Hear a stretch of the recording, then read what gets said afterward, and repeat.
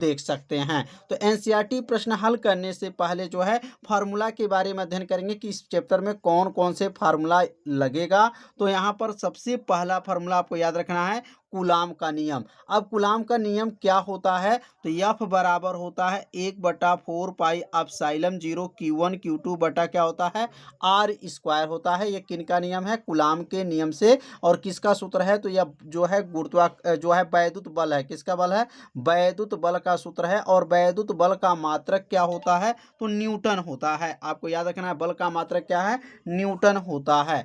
अगर यहाँ पर 1/4 पाई एप्सिलॉन 0 को अगर हटा दे तो उसका मान क्या होता है, 9 गुणे 10 के पावर 9 होता है। 1/4 पाई एप्सिलॉन को याद रखिएगा, इसका मान क्या होता है 9 गुणे 10 के पावर 9 Q1 Q2 बटा आर स्क्वायर। इसका मात्रक बगल में लिख लेंगे न्यूटन होता है। अब दूसरा सूत्र है वैद्युत क्षेत्र की तीव्रता। अब वैद्युत क्षेत्र की तीव्रता का सूत्र क्या होता है, तो E बराबर वैद्युत बल बटा आवेश। तो वैद्युत बल को F से दिखाते हैं और आवेश को Q से दिखाते हैं। और तीसरा सूत्र है वैद्युत क्षेत्र की तीव्रता। इसमें बहुत ज़्यादा तीव्रता पढ़ना है, तो आपको याद रखना है कौन सूत्र कहाँ पे लागू होगा, जब प्रश्न पढ़ने पर ही पता चलेगा। अगर मान लीजिए प्रश्न नंबर 2 को हमको लागू करना है तो उस प्रश्न में बल का मान और आवेश का मान दिया रहेगा, तभी जाकर के जो है वैद्युत क्षेत्र की तीव्रता E बराबर F बटा Q लागू करेंगे। अगर प्रश्न में V का मान दिया है और D का मान दिया है तो यह सूत्र लागू करेंगे। तो वैद्युत क्षेत्र की तीव्रता जो है सूत्र क्या है, E बराबर F बटा Q और E बराबर जो है V बटा D। यहाँ पर मात्रा क्या है, न्यूटन प्रति कूलाम। न्यूटन प्रति कूलाम बल का मात्रा न्यूटन होता है और Q का मात्रा क्या होता है, कूलाम होता है। और यहाँ से अगर मात्रा देखेंगे तो इसका मात्रा वोल्ट प्रति क्या हो जाएगा, मीटर हो जाएगा। तो यहाँ पे दो मात्रक है, चाहे तो दोनों मात्रक भी लिख सकते हैं, न्यूटन प्रति कूलाम, दूसरा मात्रा वोल्ट प्रति मीटर लिख सकते हैं। अगला सूत्र है वैद्युत क्षेत्र की तीव्रता। अब इस सूत्र का भी बहुत ज्यादा प्रयोग है। E बराबर 1/4 पाई एप्सिलॉन 0 Q बटा आर स्क्वायर। यह किसका सूत्र है, वैद्युत क्षेत्र की तीव्रता का सूत्र है। और इसका मात्रा क्या है, न्यूटन प्रति क्या रहेगा, कूलाम रहेगा। अगर अच्छी स्थिति की बात कहा जाए कि अच्छी स्थिति में वैद्युत क्षेत्र की तीव्रता कितना होता है, तो याद रखेंगे अच्छी स्थिति में वैद्युत क्षेत्र की तीव्रता का मान होता है E बराबर होता है 1/4 पाई एप्सिलॉन 0 2p बटा क्या है आर का क्यूब है। यह किसका सूत्र है, अच्छी स्थिति में वैद्युत क्षेत्र की तीव्रता का सूत्र है। अगला देखेंगे नीर अच्छी स्थिति में वैद्युत क्षेत्र की तीव्रता। तो नीर अच्छी स्थिति में वैद्युत क्षेत्र की तीव्रता E बराबर होता है 1/4 पाई एप्सिलॉन 0 p बटा क्या है आर का क्यूब होता है। याद रखेंगे सूत्र में क्या अंतर है, यहाँ 2 है और यहाँ पे 2 नहीं है, बस ये ध्यान देना है। इस सूत्र में आपको 2p याद रखेंगे, इसमें आपको केवल p याद रखेंगे। तो p बटा आर का क्यू है और यहाँ 2p बटा आर का क्यू है। 1/4 पाई एप्सिलॉन 0 इसमें भी है, 1/4 पाई एप्सिलॉन 0 इसमें भी है। तो अच्छी स्थिति में वैद्युत क्षेत्र की तीव्रता जो है आप लोग समझ में आ गया होगा।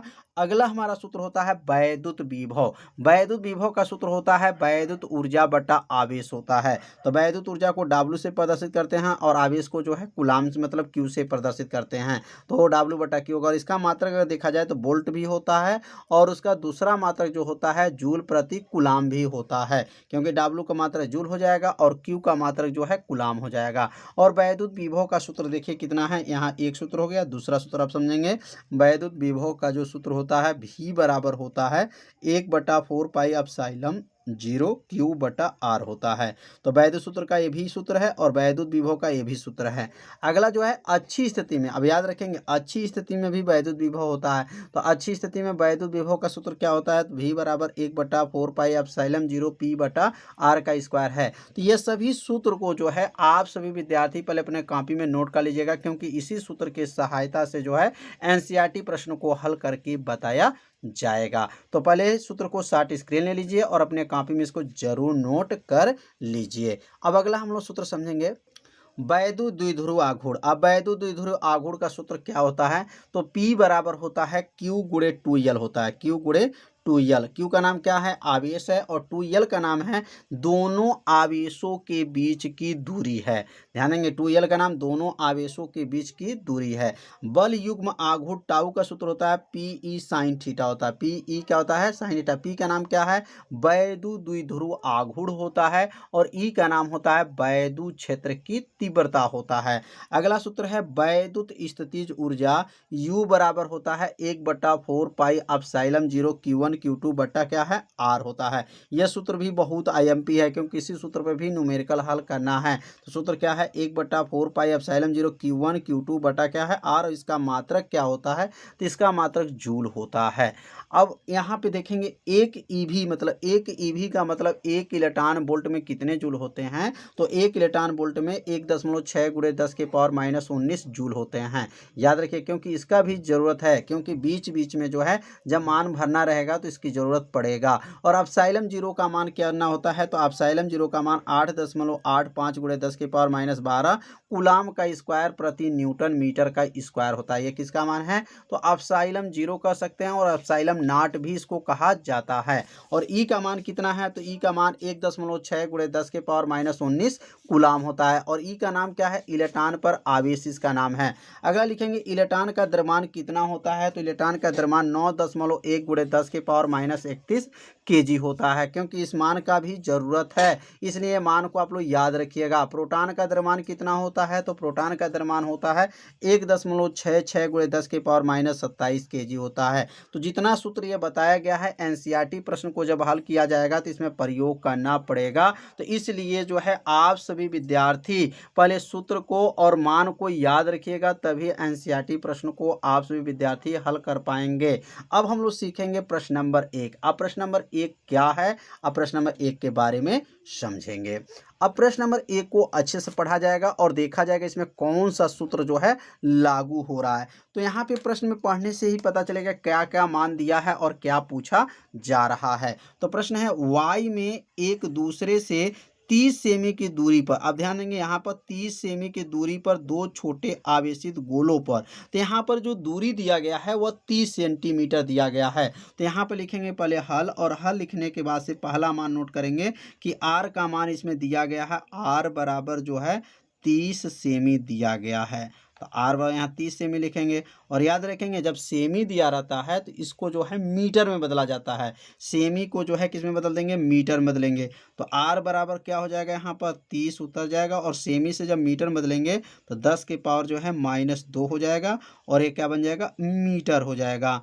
तो समझ में आ गया होगा जब सेमी से किस में बदला गया मीटर में बदला जाता है तो 10 के पावर -2 से गुणा किया जाता है। अगर एक जीरो इसमें से कम कर दिया जाए तो R का मान क्या हो जाएगा यहाँ पर R का मान 3 गुणे 10 के पावर -1 हो जाएगा क्योंकि इसमें से एक जीरो कम हो गया। तो 10 के पावर -2 था तो 10 के पावर -1 हो गया और यहाँ क्या लिखेंगे मीटर हो गया। तो ये किसका मान हो गया R का मान हो गया। अब आगे देखिए गोलों पे क्रमशः पहला आवेश क्या है 2 गुणे 10 के पावर -7 कूलाम है और दूसरा आवेश है 3 गुणे 10 के पावर -7 कूलाम है।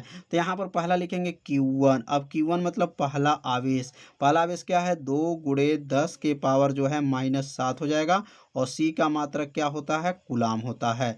तो समझ में आ गया Q1 बराबर 2 गुणे 10 के पावर -7 कूलाम हो गया। Q2 बराबर क्या है तो Q2 बराबर हो जाएगा यहाँ पे लिखेंगे 3 गुणे 10 के पावर -7 कूलाम हो जाएगा। ये Q1 हो गया और दूसरा क्या हो जाएगा Q2 हो गया। अब कितना बल लग रहा है बल पूछ रहा है तो F बराबर जो है प्रश्नवाचक हो गया। अब बल का मान इसमें सोचेंगे कौन सा सूत्र लागू किया जाएगा तो यहाँ पर Q1 है Q2 है R है। तो कूलाम का नियम आप सभी विद्यार्थी पढ़े हैं। पहला सूत्र बताया गया है कूलाम का नियम। अब यहाँ पे लिखेंगे F का सूत्र होता है तो लिख लेंगे यहाँ पर वी नो डैट हम जानते हैं आज ही बताया गया है। क्या पढ़े हैं हम लोग F बराबर होता है F बराबर जो है 1/4 पाई एप्सिलॉन 0 होता है और क्या होता है यहाँ पर Q1 होता है और क्या होता है Q2 होता है बटा R का स्क्वायर होता है। मतलब ये किसका सूत्र है तो यह वैद्युत बल का जो है सूत्र है। अब इसमें मान रख लेंगे तो F बराबर 1/4 पाई एप्सिलॉन 0 का मान क्या है तो 3 गुणे 10 के पावर जो है यहाँ पे 9 गुणे ध्यान देंगे 9 गुणे 10 के पावर जो है 9 है। ये किसका मान है 1/4 पाई एप्सिलॉन 0 का मान है 9 गुणे 10 के पावर 9। Q1 का मान क्या है तो Q1 का मान जो है 2 गुणे क्या है 2 गुणे 10 के पावर -7 है। Q2 का मान क्या है 3 गुणे 10 के पावर -7 है। बटा हो जाएगा, बटा हो जाएगा। और आर का मान यहाँ रखेंगे तो आर का मान क्या है 3 गुणे 10 के पावर माइनस 1 का क्या हो जाएगा वर्ग हो जाएगा। तो यह लाइन भी आप लोग को अच्छे से समझ में आ गया होगा कि 1/4 पाई एप्सिलॉन 0 का पूरा का मान क्या होता है, तो 9 गुणे 10 के पावर 9 हो गया। Q1 का मान क्या है, तो 2 गुणे 10 के पावर माइनस 7 हो गया। और Q2 का मान क्या है, 3 गुणे 10 के पावर माइनस 7 हो जाएगा। और बटा में आर का मान कितना है, तो 3 गुणे 10 के पावर माइनस 1 है, तो 3 गुणे 10 के पावर माइनस 1 का वर्ग हो गया। अब इसको सॉल्व कर लेंगे। अब सॉल्व कैसे करेंगे, तो यफ बराबर हो जाएगा। अब यहाँ पे 9 गुणे 2 गुणे 3 अंक वाला को एक पास कर लेंगे और घात वाले को एक पास करेंगे। तो यहाँ पे घात क्या है 9 है और माइनस 7 मिलकर के क्या बनेगा माइनस क्या हो जाएगा 14 हो जाएगा, बटा हो जाएगा। और 3 का वर्ग करेंगे तो 3 का वर्ग कितना होता है, तो 3 का वर्ग जो है 9 होता है। गुणे 10 के पावर क्या होगा माइनस 1 है तो माइनस 2 घात हो जाएगा, क्योंकि घात के ऊपर जब घात रहता है तो गुणा कर दिया जाता है। तो माइनस 1 का गुणा जब 2 में करेंगे तो 2 का नम 2 माइनस 2 घात हो जाएगा। अब यहाँ पे जो है 9 से 9 को क्या करेंगे काट देंगे। काटने के बाद से यफ बराबर क्या बचेगा 2 तिहाई 6। तो यहाँ लिखेंगे 6 गुणे 10 के पावर 9 में से क्या करेंगे 14 को घटा देंगे। तो 9 में से 14 चला जाएगा तो क्या बचेगा माइनस जो है यहाँ बचेगा 5। और ये 2 घात ऊपर चला जाएगा तो प्लस हो गया 2। तो यफ बराबर कितना हो जाएगा, तो यफ का मान आ गया 6 गुणे 10 की पावर 2 में से 5 को घटा देंगे तो क्या बनेगा माइनस जो है 3। अब यहाँ पे बल का मान जो आ गया 6 गुणे 10 के पावर माइनस 3 आ गया। तो अब यहाँ पे इसका मात्रक रख लेंगे। तो बल का मात्रक क्या होता है, तो बल का मात्रक जो है न्यूटन होता है। तो यही इसका क्या हो जाएगा माना गया। तो प्रश्न नंबर 1 जो है आप लोग को अच्छे से समझ में आ गया होगा कैसे इसको हल किया गया, बहुत सरल भाषा में बताया गया है। मान भरना और मान भर करके काटना जो है सीखना है कैसे इसको हल किया गया है। तो 0.4 माइक्रो कूलाम आवेश के किसी छोटे गोले पर किसी अन्य छोटे आवेशित गोले के कारण y में 0.2 न्यूटन बल लगता है। यदि दूसरे गोले पर 0.8 माइक्रो कूलाम आवेश हो तो पहला क्वेश्चन दिया गया दोनों गोले के बीच कितनी दूरी है, दूसरे गोले पर पहले गोले के कारण कितना बल लगता है। तो यहाँ पर 2 प्रश्न दिया गया है, दोनों प्रश्न को बारी बारी से हल किया जाएगा। तो यहाँ पर पहला लिखेंगे, यहाँ पर हल लिख लेंगे और हल लिखने के बाद से जो है पहला आवेश कितना दिया गया है, तो यहाँ लिखेंगे Q1 बराबर दिया गया है 0.4 माइक्रो कूलाम है। अब यहाँ लिखेंगे Q1 बराबर हो जाएगा 0.4 माइक्रोन में होता है 10 के पावर माइनस 6 घात होता है। और यहाँ का लिख लेंगे कूलाम हो गया। अब यहाँ पे जो है इसका दशमलव अगर हटा दिया जाए तो यह बन जाएगा Q1 बराबर हो जाएगा। अब यहाँ लिखेंगे 0.4 था तो अब हो जाएगा 4 गुणे 10 के पावर माइनस 1 हो जाएगा। और यहाँ पर जो है गुणे 10 के पावर माइनस 6, तो माइनस 6 माइनस 1 मिलकर के क्या बनेगा Q1 बराबर हो जाएगा 4 गुणे 10 के पावर माइनस 1 माइनस 6 मिलकर के माइनस 7। और यहाँ क्या लिखेंगे कूलाम हो गया, मतलब दशमलव को भी हटा दिया गया। अब यहाँ लिखेंगे Q2 बराबर कितना है 0.8 माइक्रो कूलाम है। अब यहाँ लिखेंगे Q2 बराबर हो जाएगा 0.8 माइक्रोन है तो 10 के पावर माइनस 6 से गुणा कर लेंगे, माइक्रोन हट जाएगा, अब हो गया कूलाम। अब अगर इसका दशमलव हटाते हैं तो लिखेंगे Q2 बराबर हो जाएगा 8 गुणे 10 के पावर माइनस 1, मतलब एक स्थान दशमलव लगा था 10 के पावर माइनस 6 हो जाएगा। अब यहाँ लिखेंगे Q2 बराबर हो जाएगा 8 गुणे 10 के पावर माइनस 1 माइनस 6 मिलकर के माइनस 7 हो जाएगा। और यहाँ का लिखेंगे कूलाम हो जाएगा। तो यह हो गया Q1 और यह हो गया Q2 हो गया। तो यहाँ पे Q1 Q2 क्लियर हो गया। और यफ का मान क्या दिया गया है, तो यफ का मान 0.2 न्यूटन दिया गया है। अगर इसका भी दशमलव अगर हटा दिया जाए तो यफ बराबर हो जाएगा 0.2 जो था 0.2 न्यूटन है। तो इसको दशमलव अगर हटाते हैं तो यहाँ लिख लेंगे 2 गुणे क्या लिख सकते हैं यहाँ पर 2 गुणे लिख देंगे 2 गुणे 10 के पावर -1 क्योंकि एक स्थान था ये। अब यहाँ लिख लेंगे बल का मात्रक क्या है न्यूटन है, मतलब दशमलव को हटा दिया गया है। अब दशमलव इसलिए हटाया जा रहा है क्योंकि आपको गुणा करने में क्या होगा आसानी हो जाएगा।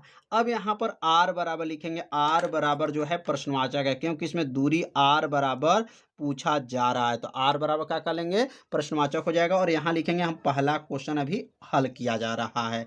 अब जो है कूलाम का नियम आप सभी विद्यार्थी जानते होंगे, कूलाम का नियम पढ़े होंगे, कूलाम का नियम। तो कूलाम का नियम क्या है, एफ का जो है सूत्र क्या बना है, आप सभी विद्यार्थी थ्योरी में बताया गया था तो आप लोग जानते होंगे। तो एफ बराबर होता है, एफ बराबर 1/4 पाई एप्सिलॉन 0 होता है और यहाँ का हो जाएगा Q1 होगा, Q2 हो जाएगा बटा आर स्क्वायर हो जाएगा। ये किनके नियम से है, तो कूलाम के नियम से है।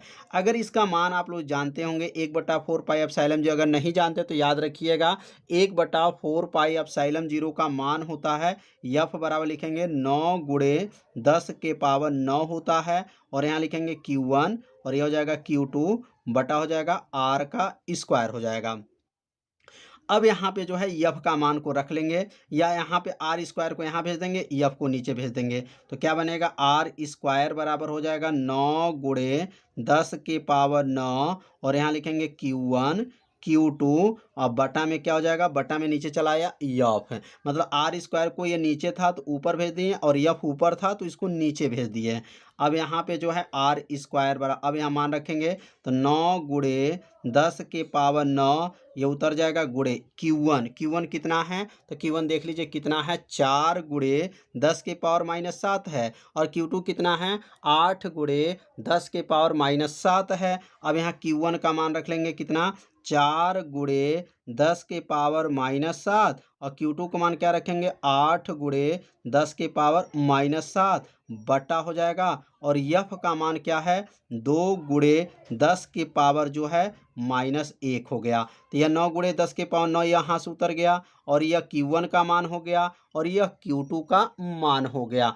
अब क्या होगा, ये 2 से 8 को काट दीजिए, 2 से 8 कट जाएगा कितने बार में 4 बार में और ये -1 घात ऊपर चला जाएगा। तो आप लिखेंगे यहाँ पर आर स्क्वायर बराबर हो जाएगा।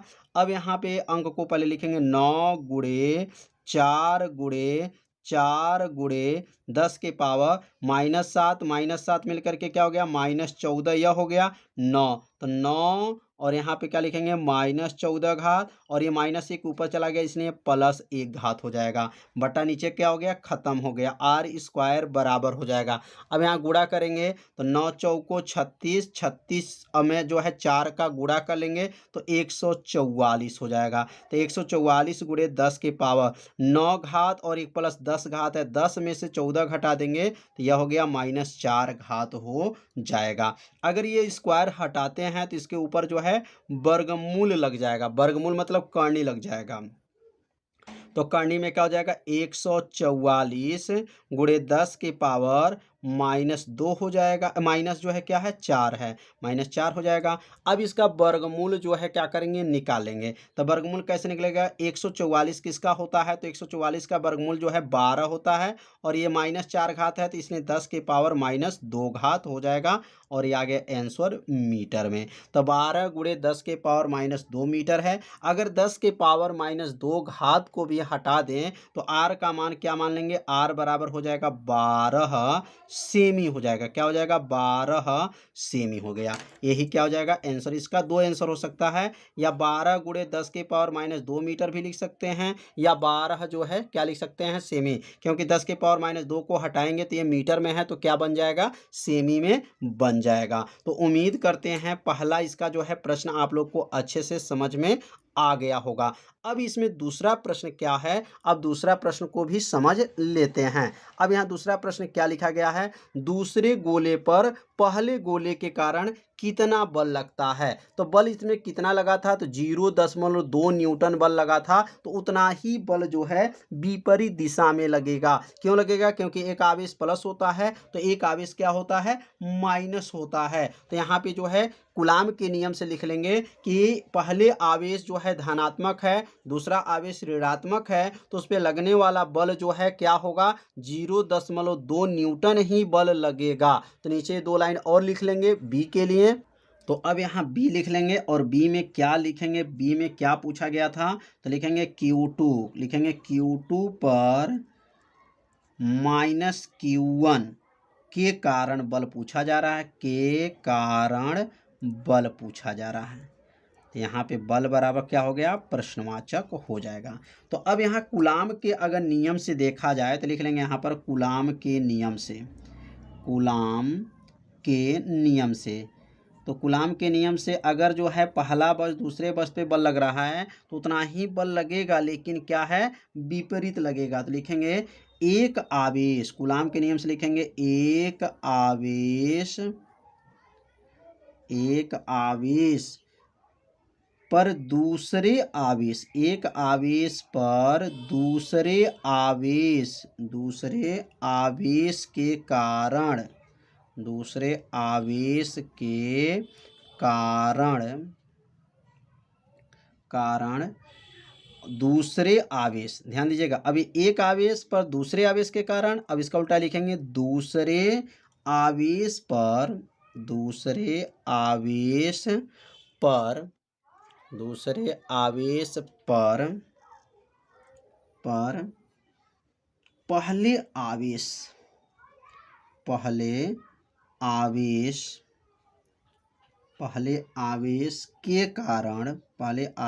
के कारण बल के बराबर तथा विपरीत के कारण बल के बराबर, मतलब बल उतना ही लगेगा लेकिन वह विपरीत लगेगा। तो बल के बराबर तथा विपरीत होता है, तथा क्या लिखेंगे, तथा क्या लिखेंगे, विपरीत होता है।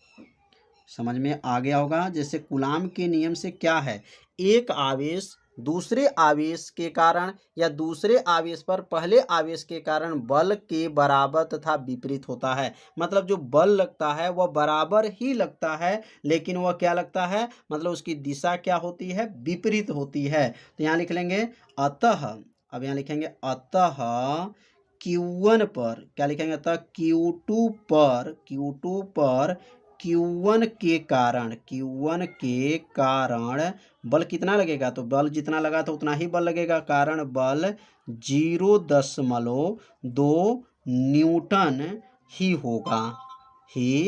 होगा।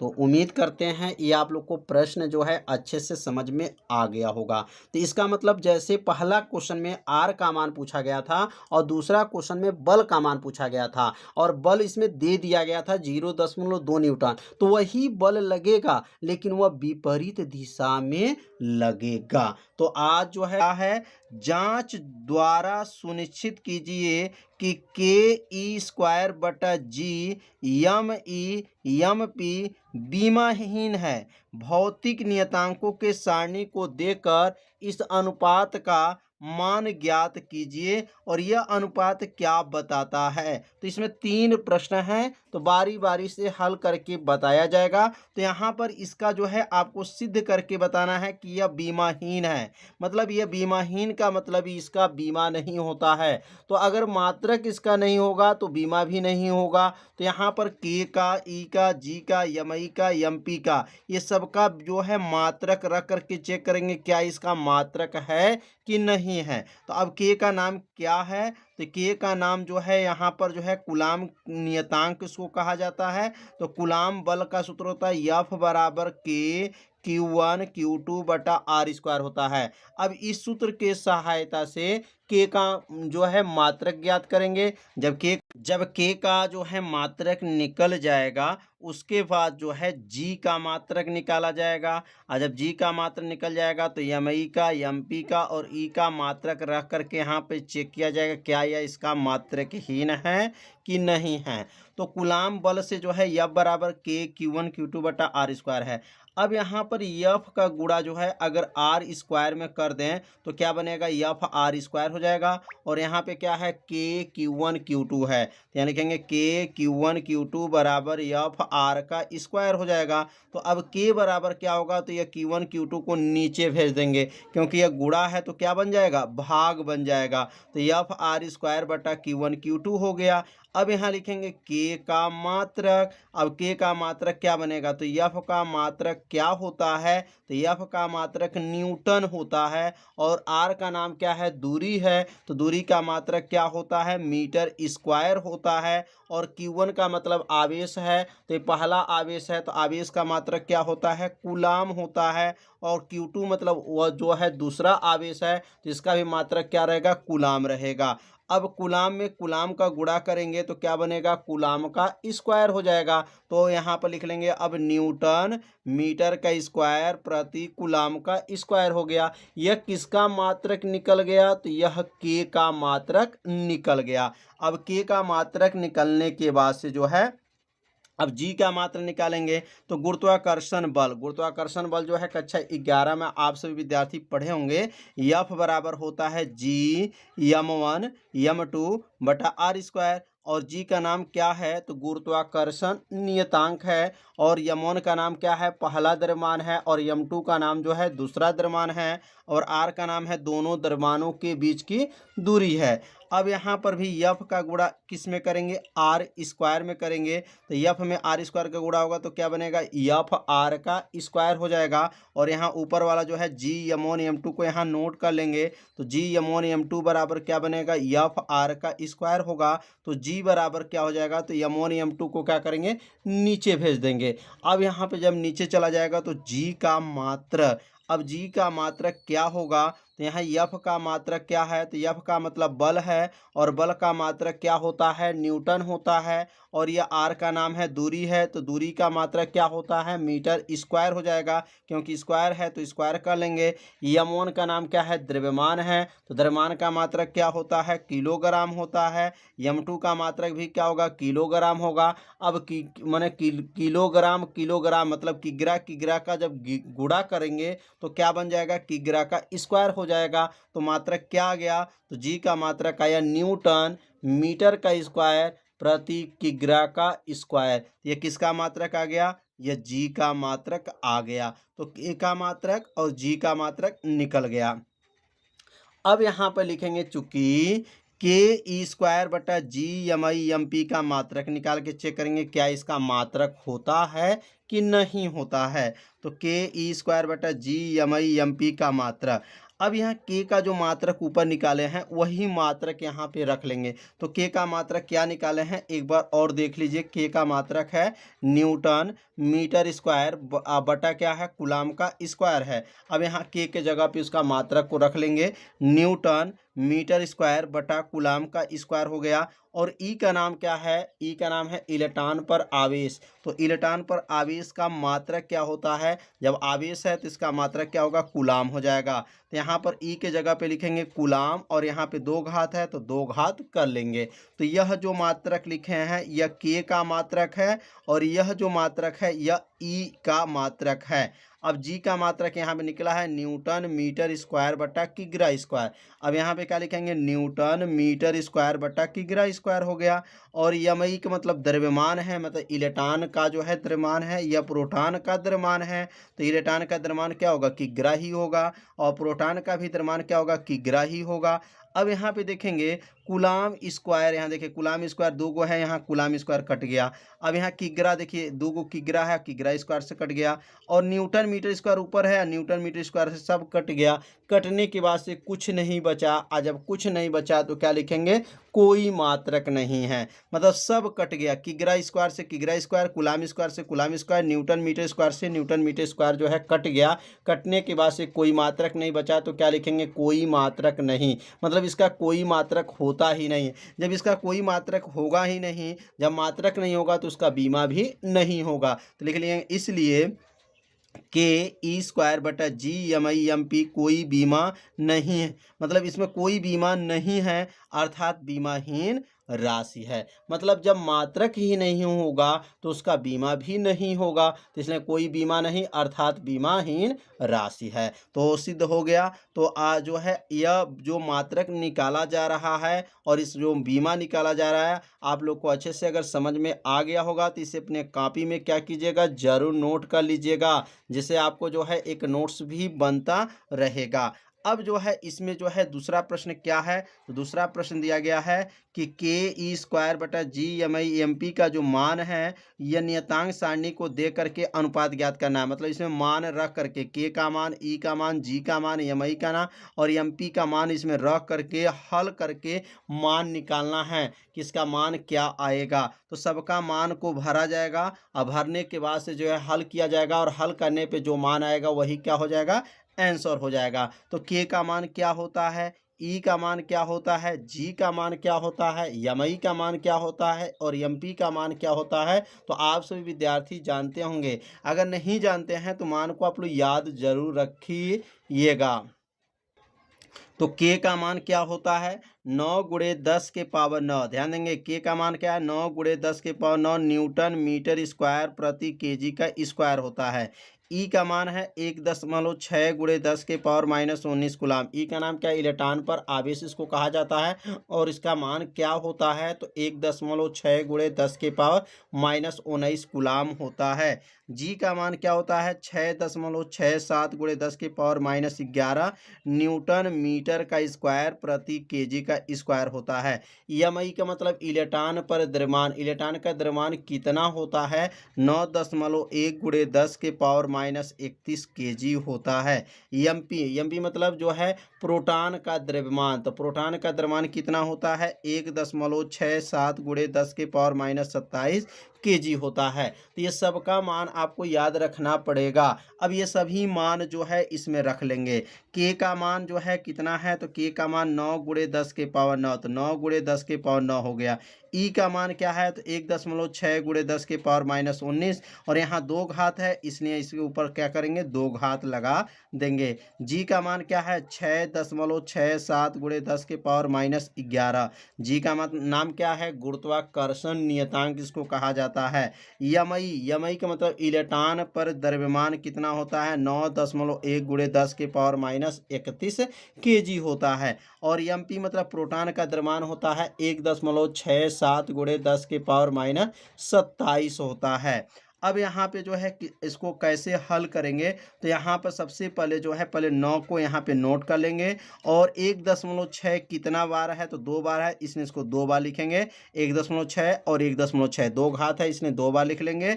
10 के पावर 9 को यहाँ नोट कर लेंगे और 10 के पावर -19 के पावर कितना है, 2 है, तो इसने इसको 2 बार लिखेंगे। 10 के पावर -19, 10 के पावर -19। 1.6 2 बार क्यों लिखेंगे, क्योंकि 2 घात है इसलिए इसको 2 बार लिख लेंगे। 10 के पावर -19 जो है 2 बार है तो इसने इसको 2 बार लिख लेंगे। नीचे क्या है, 6.67 है, 9.1 है, 1.67 है और घात वाले जो है 10 के पावर वाला को एक पास किए हैं। 10 के पावर -11, 10 के पावर -31, 10 के पावर -27। तो समझ में आ गया होगा। अब जो है इसका दशमलव देखेंगे, यहाँ दशमलव कितने स्थान है, एक स्थान इसमें है और एक स्थान इसमें है, तो टोटल इसमें ऊपर देखेंगे अंश में 2 स्थान ऊपर है और नीचे यहाँ देख लीजिए ध्यान से, यहाँ पर भी देखिए 2 स्थान दशमलव है। मतलब इसका दशमलव हटा देंगे, मतलब ये 2 स्थान, इसका 2 स्थान दशमलव को क्या करेंगे, हटा देंगे। तो क्या उतरेगा, यहाँ पर 9 को नोट कर लेंगे। अब यह 16 हो जाएगा और यह 16 हो जाएगा और 10 के पावर 9 और -19 मिल करके माइनस क्या होगा, 38 हो जाएगा। तो 9 माइनस क्या कर लेंगे, 38 हो जाएगा और इसका दशमलव हट जाएगा, 667 हो जाएगा। 9.1 हो जाएगा, 1.67 होगा, -11 -31 और माइनस जो है 27 जो है, इस सबको क्या करेंगे, मिला लेंगे। तो मिलाने पर कितना बनेगा, 69 हो जाएगा। तो -69 को ऊपर कर लेंगे तो क्या बन जाएगा, या +69 यह हो जाएगा। नीचे से जो है ऊपर चला जाएगा। तो यहाँ पे अब क्या लिखेंगे, 9 का गुणा 16 में और 16 का गुणा 16 में करेंगे तो इसका गुणा करने पर आएगा 2304 आ जाएगा। इसका गुणा करके चेक कर लीजिएगा, 2304 आएगा। 10 के पावर 9 में से 38 जाएगा तो -29 हो जाएगा और यह जो घात जो है नीचे वाला था वो कहाँ चला गया, ऊपर चला गया। अब इसका गुणा 667 का गुणा 9.1 में करेंगे, जितना उत्तर आएगा 1.67 में करेंगे। इन तीनों का जब गुणा करेंगे तो गुणा करने पर कितना आ जाएगा, तो यहाँ पर आएगा 10,100 जो है 36, 10,136.399 आ जाएगा। अब इसमें से जो है 29 को घटा देंगे तो कितना घात हो जाएगा, 40 घात हो जाएगा। तो 69 में से 29 घटेगा तो कितना हो जाएगा, 40 हो गया। अब यहाँ पे 40 होने के बाद से जो है अब यहाँ पर 10 के पावर, यहाँ पे देखिए यहाँ पर यहाँ से 1 2 3 4 स्थान इधर दशमलव घुसका देंगे।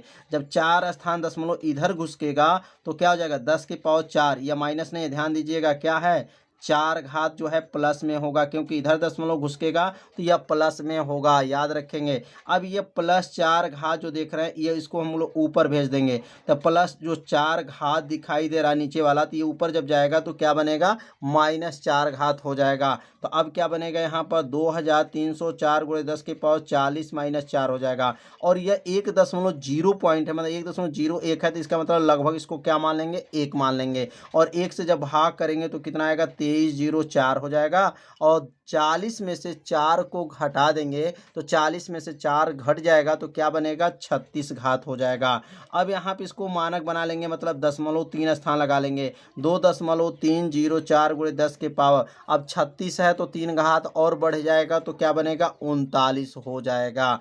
तो अब इसका मान टोटल, इस नियतांक का मान क्या आ गया, 2.304 गुणे 10 के पावर 39 घात आ गया। तो इसमें 3 प्रश्न थे। पहला प्रश्न का मान जो निकालना था, बीमाहीन सिद्ध करना था कि यह मतलब इसका बीमा नहीं होता है। आज जब बीमा सिद्ध हो गया तो इसका मान निकालना था, तो मान निकालने पर कितना माना गया, 2.304 गुणे 10 के पावर 39 है। अब यह अनुपात क्या बताता है, तो यह अनुपात बताता है कि गुरुत्वीय बल की तुलना में वैद्युत बल क्या होते हैं, अत्यंत प्रबल होते हैं। यह अनुपात मतलब के का नाम क्या है, मतलब यह वैद्युत जो है गुरुत्वाकर्षण जो है वैद्युत बल का जो है नियतांक कहा जाएगा, और जी का नाम क्या है, गुरुत्वाकर्षण नियतांक है। तो दोनों के अनुपात में क्या क्या है, तो दोनों अनुपात यह बताया कि जो गुरुत्वीय बल होते हैं उनके तुलना में वैद्युत बल जो होते हैं वह अत्यंत क्या होते हैं, प्रबल होते हैं। मतलब कौन शक्तिशाली होता है, तो वैद्युत बल जो है बहुत शक्तिशाली होता है और गुरुत्वीय बल जो है उतना शक्तिशाली नहीं होता है। तो उम्मीद करते हैं यह प्रश्न आप लोग को अच्छे से समझ में आ गया होगा। थोड़ा सा यह बड़ा प्रश्न था लेकिन बहुत सरल भाषा में इसको बताया। कार्य का जो है एक क्या है, तो किसी वस्तु का वैद्युत आवेश क्वांटीकृत है, इस प्रकथन से क्या तात्पर्य है। मतलब किसी वस्तु का जो है वैद्युत आवेश जो है क्वांटीकृत है, तो इसका अर्थ क्या है, इसके बारे में जो है बताना है।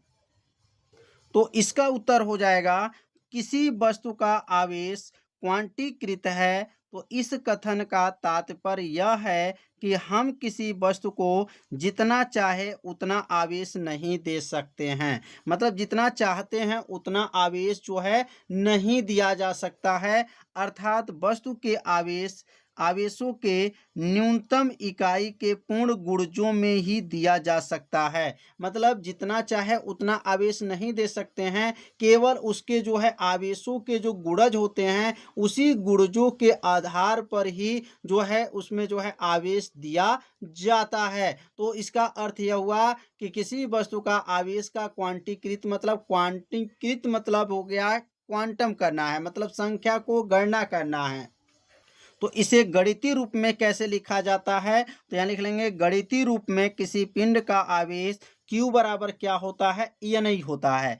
अब इसी सूत्र के सहायता से जो है उसकी गणना किया जाता है। अब n का नाम क्या है, तो n का नाम जो है एक पूर्णांक है जो इलेक्ट्रॉनों की संख्या कहा जाता है। क्या कहा जाता है, इलेक्ट्रॉनों की संख्या कहा जाता है। और E का नाम क्या है, इलेक्ट्रॉन पर जो है आवेश होता है। तो समझ में आ गया होगा कि आवेश क्वांटीकृत का मतलब होता है आवेश की गणना करना। और गणना कैसे करेंगे, तो Q बराबर Ni के सूत्र सूत्र की सहायता से ही आवेश की जो है गणना किया जाएगा। तो जो है प्रश्न नंबर 4 का ये जो है आप लोग को अच्छे से समझ में आ गया होगा। तो इसे अपने कॉपी में इस उत्तर को जो है ज़रूर लिख लीजिए और इसे 2 बार पढ़िए, उत्तर आपको क्या होगा, याद हो जाएगा।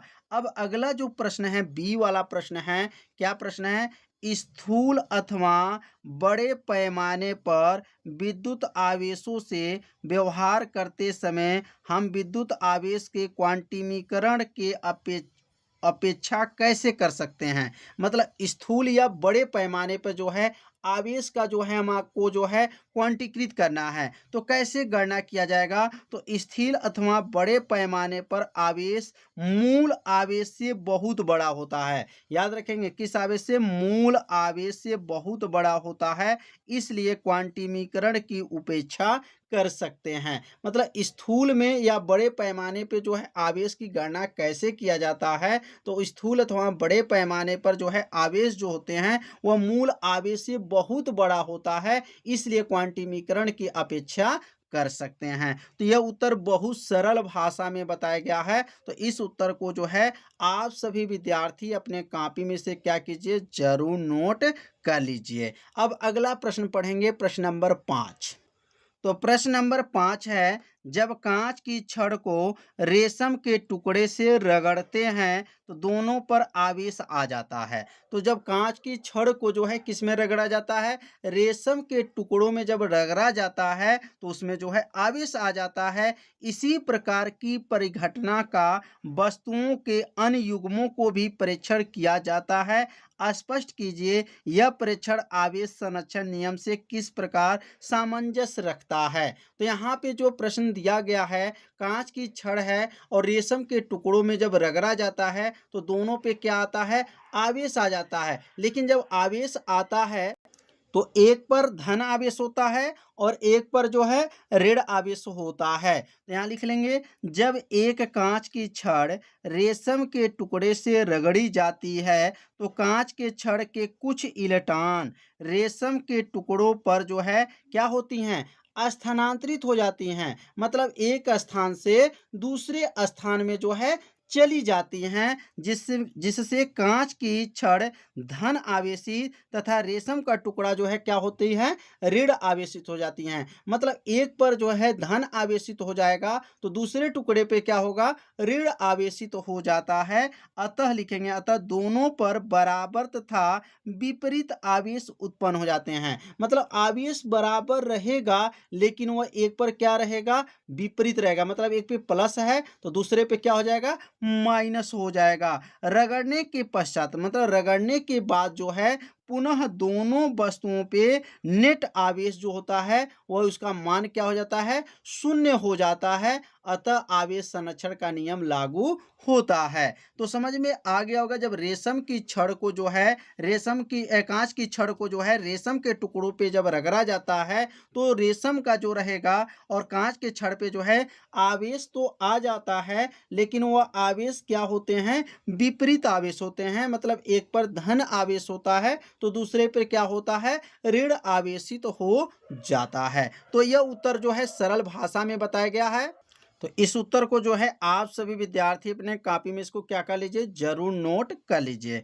तो अब सीखेंगे प्रश्न नंबर 6। अब प्रश्न नंबर 6 क्या है? प्रश्न नंबर 6 के बारे तो प्रश्न नंबर 6 है, 4 बिंदु आवेश। अब 4 बिंदु आवेश कौन कौन है? तो क्यू ए बराबर दिया गया है 2 माइक्रोकुलाम है, क्यू बी बराबर -5 माइक्रोकुलाम है, क्यू सी बराबर 2 माइक्रोकुलाम तथा क्यू डी बराबर -5 माइक्रोकुलाम 10 सेमी भुजा के किसी वर्ग ए बी सी डी के शीर्षों पर अवस्थित है। वर्ग के केंद्र पर रखे 1 माइक्रोकुलाम आवेश पर लगने वाला बल कितना है? तो यहाँ पे जो है सबसे पहले जो है वर्ग बनाएंगे। वर्ग किसे कहते हैं? जिसकी चारों भुजाएं आपस में क्या हों? बराबर होती हैं, उसी को क्या कहते हैं? वर्ग कहते हैं। अब इस वर्ग में यहाँ पर बिंदु ए है और यह बिंदु बी है और यह बिंदु सी है और यह बिंदु डी है। अब यहाँ से इसको मिला लेंगे विकर्ण को और यहाँ से इसको मिला लेंगे विकर्ण को।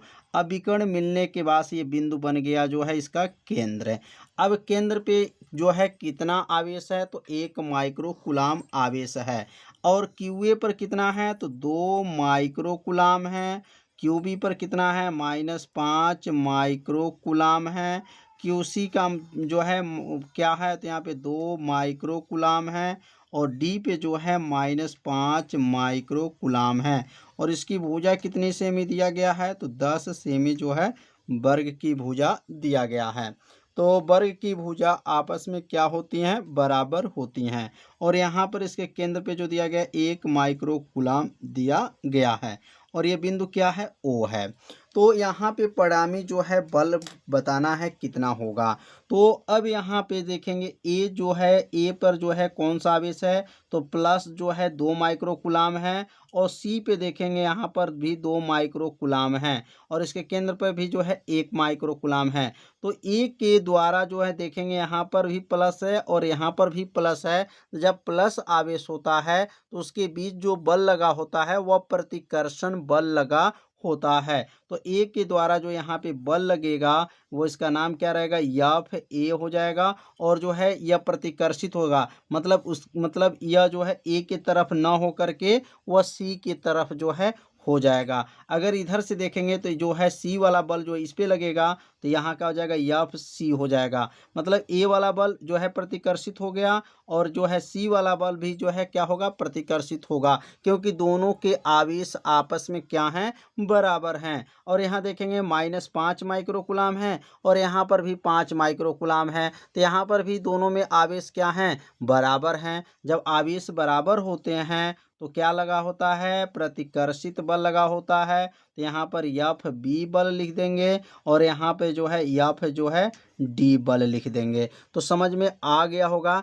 अब यहाँ पे जितना, अब यहाँ से देखेंगे अगर यहाँ से इसकी दूरी जो है मालूम नहीं है, अगर इसकी दूरी को अगर यहाँ से लेकर के यक्स मान लें, यह भी यक्स मान लें और ये भी यक्स मान लें और ये भी यक्स मान लें। तो अब यहाँ ध्यान देंगे, यहाँ से अगर ये देखेंगे सी तक तो यहाँ 2 आवेश है। पहला 1 माइक्रो कूलाम है तो दूसरा जो है 2 माइक्रो कूलाम है। अगर इधर देखेंगे ओ से ए की तरफ तो यहाँ 1 माइक्रो कूलाम है और यहाँ 2 माइक्रो कूलाम है। इसके बीच की दूरी यक्स है और इसके बीच की भी दूरी क्या है, यक्स है। तो यहाँ पे 2 आवेशों के बीच लगने वाले बल जो है यहाँ एफ ए और यहाँ पर एफ सी। अब दोनों का परिणामी बल क्या होगा, तो यहाँ प्रतिकर्षित बल लग रहा है इसलिए परिणामी बल क्या होगा, 0 होगा। जैसे कलम देख रहे हैं, कलम में मतलब इधर जो है एक और बल लग गया और एक और बल लग गया तो बीच में इसका परिणामी बल क्या हो जाएगा, 0 हो जाएगा। मतलब इधर से भी खींचिए और इधर से भी खींचिए तो इसका परिणामी बल क्या मानेंगे, 0 मानेंगे। तो अब यहाँ पे लिख लेंगे कि एफ ए तथा एफ जो है सी, एफ ए तथा एफ सी में परिणामी बल जो होगा क्या हो जाएगा, परिणामी बल क्या हो जाएगा, 0 होगा। परिणामी बल 0 होगा। अब 0 क्यों होगा, 0 होगा क्योंकि प्रतिकर्षित बल लग रहा है, मतलब इधर भी और इधर भी। तो यहाँ लिख लेंगे एफ ए का मान और एफ सी का मान क्या हो गया, 0 हो गया। अब इसको समीकरण नंबर क्या मान लेंगे, समीकरण नंबर 1 हो जाएगा। अगर इसी प्रकार देखा जाए तो यहाँ पर भी लिख देंगे आपका, यहाँ पर एफ बी प्लस जो है क्या लिखेंगे, यहाँ पर एफ डी, यहाँ लिखेंगे एफ डी में क्या लिखेंगे, परिणामी बल क्या हो जाएगा। तो यहाँ पर भी जो है परिणामी बल जो होगा वह 0 हो जाएगा। अब परिणामी बल 0 क्यों होगा, क्योंकि उसके बीच में कौन सा बल लग रहा है, तो प्रतिकर्षित बल लग रहा है। तो प्रतिकर्षित बल में जो है इसका परिणामी बल क्या हो जाएगा, 0 हो जाएगा। तो यहाँ लिखेंगे F B plus F D बराबर क्या हो गया, 0 हो गया। अब ये बन जाएगा समीकरण नंबर जो है 2।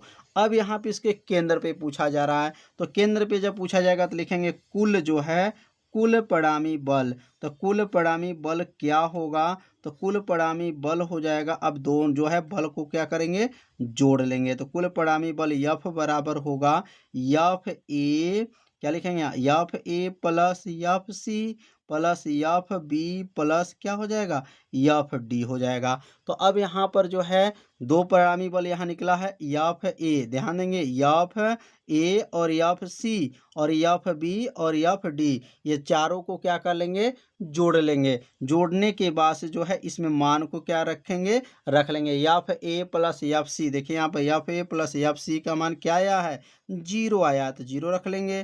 Plus F B plus F D, तो F A B plus F D का मान क्या आया है, तो 0 आया है। तो अब यहाँ पे क्या करेंगे, 0 रख लेंगे। अब 0 में जब 0 को जोड़ेंगे तो एफ बराबर क्या आ जाएगा, 0 हो जाएगा। तो इसका परिणामी बल जो आएगा वो क्या आ गया, 0 आ गया। मतलब उसके केंद्र पर जो है 1 माइक्रो कूलाम जो है आवेश, जो उसके केंद्र पर जो है आवेश का मान क्या, वैद्युत बल का मान क्या होगा, 0 हो जाएगा। अब कैसे 0 हुआ है, तो यहाँ पे सिद्ध करके जो है बताया गया है, और इसे अपने कॉपी में जरूर नोट कर लीजिएगा। और याद रखिएगा परिणामी बल में जो होता है, अब इधर जो हमारा परिणामी बल है और इधर हमारा परिणामी बल जो लग रहा है, मतलब यहाँ प्रतिकर्षित बल लग रहा है, तो प्रतिकर्षित बल का जो परिणामी बल होता है वह क्या होता है, 0 हो। 7 क्या है, तो 7 में जो है दो प्रश्न है, तो 7 ए है, स्थिर वैद्युत क्षेत्र रेखा एक सतत वक्र होती हैं, अर्थात कोई क्षेत्र रेखा एकाएक नहीं टूट सकती हैं, क्यों। अब यहाँ पर जो बताना है कि वैद्युत जो क्षेत्र रेखा है वह सतत वक्र होती हैं, तो कोई क्षेत्र रेखा एकाएक जो है नहीं टूट सकती हैं, क्यों। तो इसके बारे में पहले जो है समझ लेते हैं कि बल रेखाएं आम तौर पर एक वक्र रेखाएं होती हैं। जो बल रेखाएं होती हैं वह वक्र रेखाएं होती हैं, मतलब वक्र रेखाएं का मतलब जो होती हैं वह माने धन आवेश से निकलती हैं, ऋण आवेश में प्रवेश करती हैं, और वह जो निकलती हैं वह कभी एक दूसरे को काटती नहीं हैं। अगर जहां काटती हैं तो कटान बिंदु पे दो दिशाएं प्रदर्शित करती हैं, इसलिए जो है असंभव माना जाता है। तो यहाँ पे लिख लेंगे कि बल रेखाएं आम तौर पर एक वक्र रेखाएं होती हैं, इसके अतिरिक्त वे सतत वक्र रेखाएं होती हैं जो अचानक नहीं टूटती हैं, क्योंकि यदि ऐसा होता है तो टूटने पर कोई वैद्युत क्षेत्र नहीं दर्शाएगी, मतलब वहां पर वैद्युत क्षेत्र का दिशा ही नहीं दर्शाया जाएगा। इसलिए जो है वैद्युत बल रेखाएं जो होती हैं वह जो है एक दूसरे को कभी काटती नहीं हैं, और देख सकते हैं सतत वक्र रेखाएं जो है अचानक नहीं टूटती हैं। यदि ऐसा होता है तो टूटने पे क्या होगा, वैद्युत क्षेत्र नहीं दर्शाएगी। तो उत्तर जो है बहुत सरल भाषा में बताया जा रहा है, इसलिए आप सभी विद्यार्थी इस उत्तर को जो है अपने कॉपी में क्या कीजिए, जरूर नोट कर लीजिए। अब इसका बी वाला उत्तर है, प्रश्न है, स्पष्ट कीजिए दो क्षेत्र रेखाएं कभी भी एक दूसरे को प्रतिच्छेदन क्यों नहीं करती हैं। मतलब वैद्युत बल रेखाएं एक दूसरे को कभी काटती क्यों नहीं है, इसका कारण बताना है। तो यहाँ लिख लेंगे वैद्युत बल रेखाएं एक दूसरे को कभी काटती नहीं हैं, क्योंकि यदि ऐसा होता है तो कटान बिंदु पे दो स्पर्श रेखाएं खींच सकते हैं, जो उस बिंदु पर वैद्युत क्षेत्र दो दिशाएं प्रदर्शित करेंगी, जो कि क्या है, असंभव है। मतलब वैद्युत बल रेखाएं एक दूसरे को कभी नहीं काटती हैं, यदि काटती हैं तो कटान बिंदु पे जो है दो दिशाएं प्रदर्शित करेंगी, जो कि उसको क्या माना गया है, असंभव है। तो समझ में आ गया होगा कि वैद्युत बल रेखा एक दूसरे को क्यों नहीं काटती हैं। तो प्रश्न नंबर 7 जो है क्या हुआ, कंप्लीट हो गया। तो इसे 60 स्क्रीन ले लीजिए और अपने कॉपी में जरूर इसको क्या कीजिए, नोट कर लीजिएगा। अब हम लोग सीखेंगे प्रश्न नंबर 8।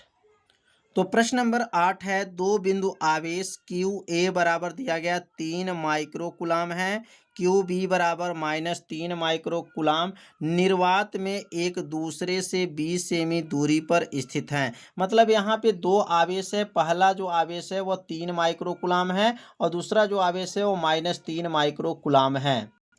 तो पहला प्रश्न है, दोनों आवेशों को मिलाने वाला रेखा AB के मध्य बिंदु O पर वैद्युत क्षेत्र कितना है। तो यहाँ पर जो है सबसे पहले देखेंगे, यहाँ पर एक बिंदु है और इस बिंदु का नाम क्या है, A है, और यहाँ पर एक बिंदु है और यहाँ पे इसका नाम जो है, इसका बिंदु का नाम B है। तो यहाँ A है और B है। टोटल कितनी दूरी पर रखा गया है, टोटल जो है दोनों बिंदु के बीच की दूरी जो है यह 20 सेमी पर रखा गया है।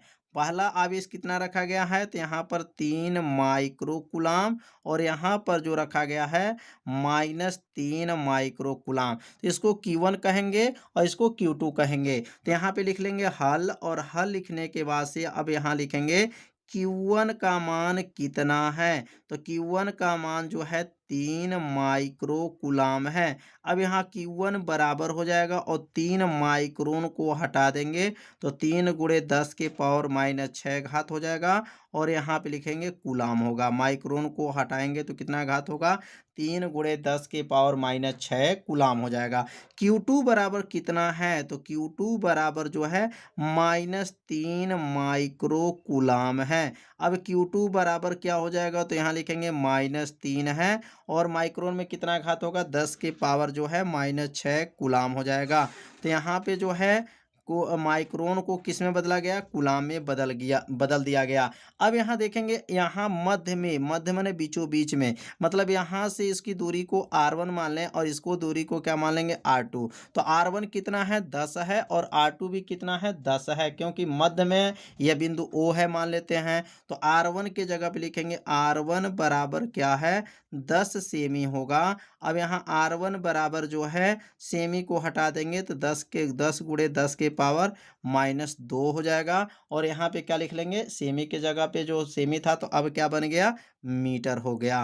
तो R1 का मान जो है 10 गुणे 10 के पावर जो है -2 मीटर हो गया। अब इसी प्रकार जो है यहाँ पर R2 देखेंगे तो R2 भी उतना ही है, 10 के पावर -2 है। तो यहाँ लिखेंगे R2 बराबर, लिख लेंगे R2 बराबर हो जाएगा 10 जो है क्या है, सेमी है। अब ये सेमी को इसमें भी हटा देंगे तो क्या बनेगा, R2 बराबर हो जाएगा 10 हो जाएगा, 10 के पावर जो है -2 हो जाएगा, और यहाँ क्या लिखेंगे, मीटर हो जाएगा। अब यहाँ पे जो है R1 का मान भी उतना ही है और R2 का मान भी उतना ही है। अब मध्य बिंदु पर वैद्युत क्षेत्र की तीव्रता पूछा जा रहा है, तो यहाँ लिखेंगे मध्य बिंदु पर वैद्युत क्षेत्र की तीव्रता, मध्य बिंदु पर वैद्युत क्षेत्र की तीव्रता, वैद्युत क्षेत्र की तीव्रता। तो मध्य बिंदु पर वैद्युत क्षेत्र की तीव्रता कैसे निकलेगा, तो यहाँ लिखेंगे E बराबर हो जाएगा यहाँ पर E1 प्लस क्या होगा, E2 हो जाएगा। मतलब इधर से E1 और इधर से E2 को क्या करेंगे, जोड़ लेंगे, तो यह मध्य बिंदु का जो है वैद्युत क्षेत्र की तीव्रता निकल जाएगा। अब यहाँ E बराबर लिखेंगे, E बराबर हो जाएगा, E1 का सूत्र क्या होता है, तो 1/4 पाई एप्सिलॉन 0 हो जाएगा, और यहाँ लिखेंगे Q1 बटा R1 का स्क्वायर, और यहाँ पे क्या हो जाएगा 1/4 पाई एप्सिलॉन 0, और यहाँ क्या लिखेंगे Q2 बटा क्या बनेगा, R2 का यहाँ पर स्क्वायर हो जाएगा। मतलब यह E1 है तो इसने Q1 R1, और यह E2 है तो इसने Q2 R2 हो जाएगा।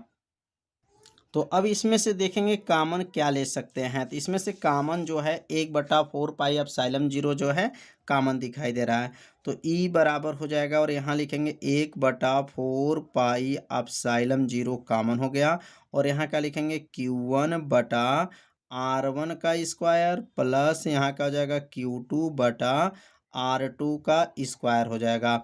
अब यहाँ पे Q1 का मान, Q2 का मान, R1 का मान, R2 का मान रख लेंगे तो E बराबर हो जाएगा, और इसका मान तो आप लोग जानते होंगे क्या होता है, 9 गुणे 10 के पावर 9 Q1। अब Q1 कितना था, 3 माइक्रोन था, तो 3 गुणे 10 के पावर -6 हो जाएगा, बटा R1 का मान क्या था, 10 गुणे 10 के पावर -2 का क्या हो जाएगा, यहाँ पर स्क्वायर हो जाएगा, और यहाँ प्लस, और Q2 का मान माइनस था, लेकिन याद रखिएगा माइनस का प्रयोग नहीं करेंगे, इसमें -3 माइक्रो कूलाम था, तो यहाँ ए बी दिशा की बात करें, ए से बी की ओर जब जाएंगे तो यहाँ पर जो है माइनस का प्रयोग नहीं किया जाता है, माइनस को छोड़ देंगे। 3 गुणे 10 के पावर क्या है, -6 बटा, और यहाँ क्या था 10 गुणे 10 के पावर -2 का क्या हो जाएगा, स्क्वायर हो जाएगा। तो यह माइनस क्यों छोड़ छोड़ देंगे, क्योंकि मतलब मध्य बिंदु में जब निकाला जाता है तो यह आवेश जो है क्या हो जाएगा, धनात्मक माना जाता है।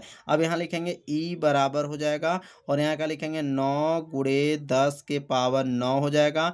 अब यहाँ दोनों का हर को अगर ध्यान से देखा जाए तो दोनों का हर आपस में क्या है, बराबर हैं। तो 3 और 3 ये जोड़ेंगे तो क्या बनेगा, 6 गुणे 10 के पावर -6।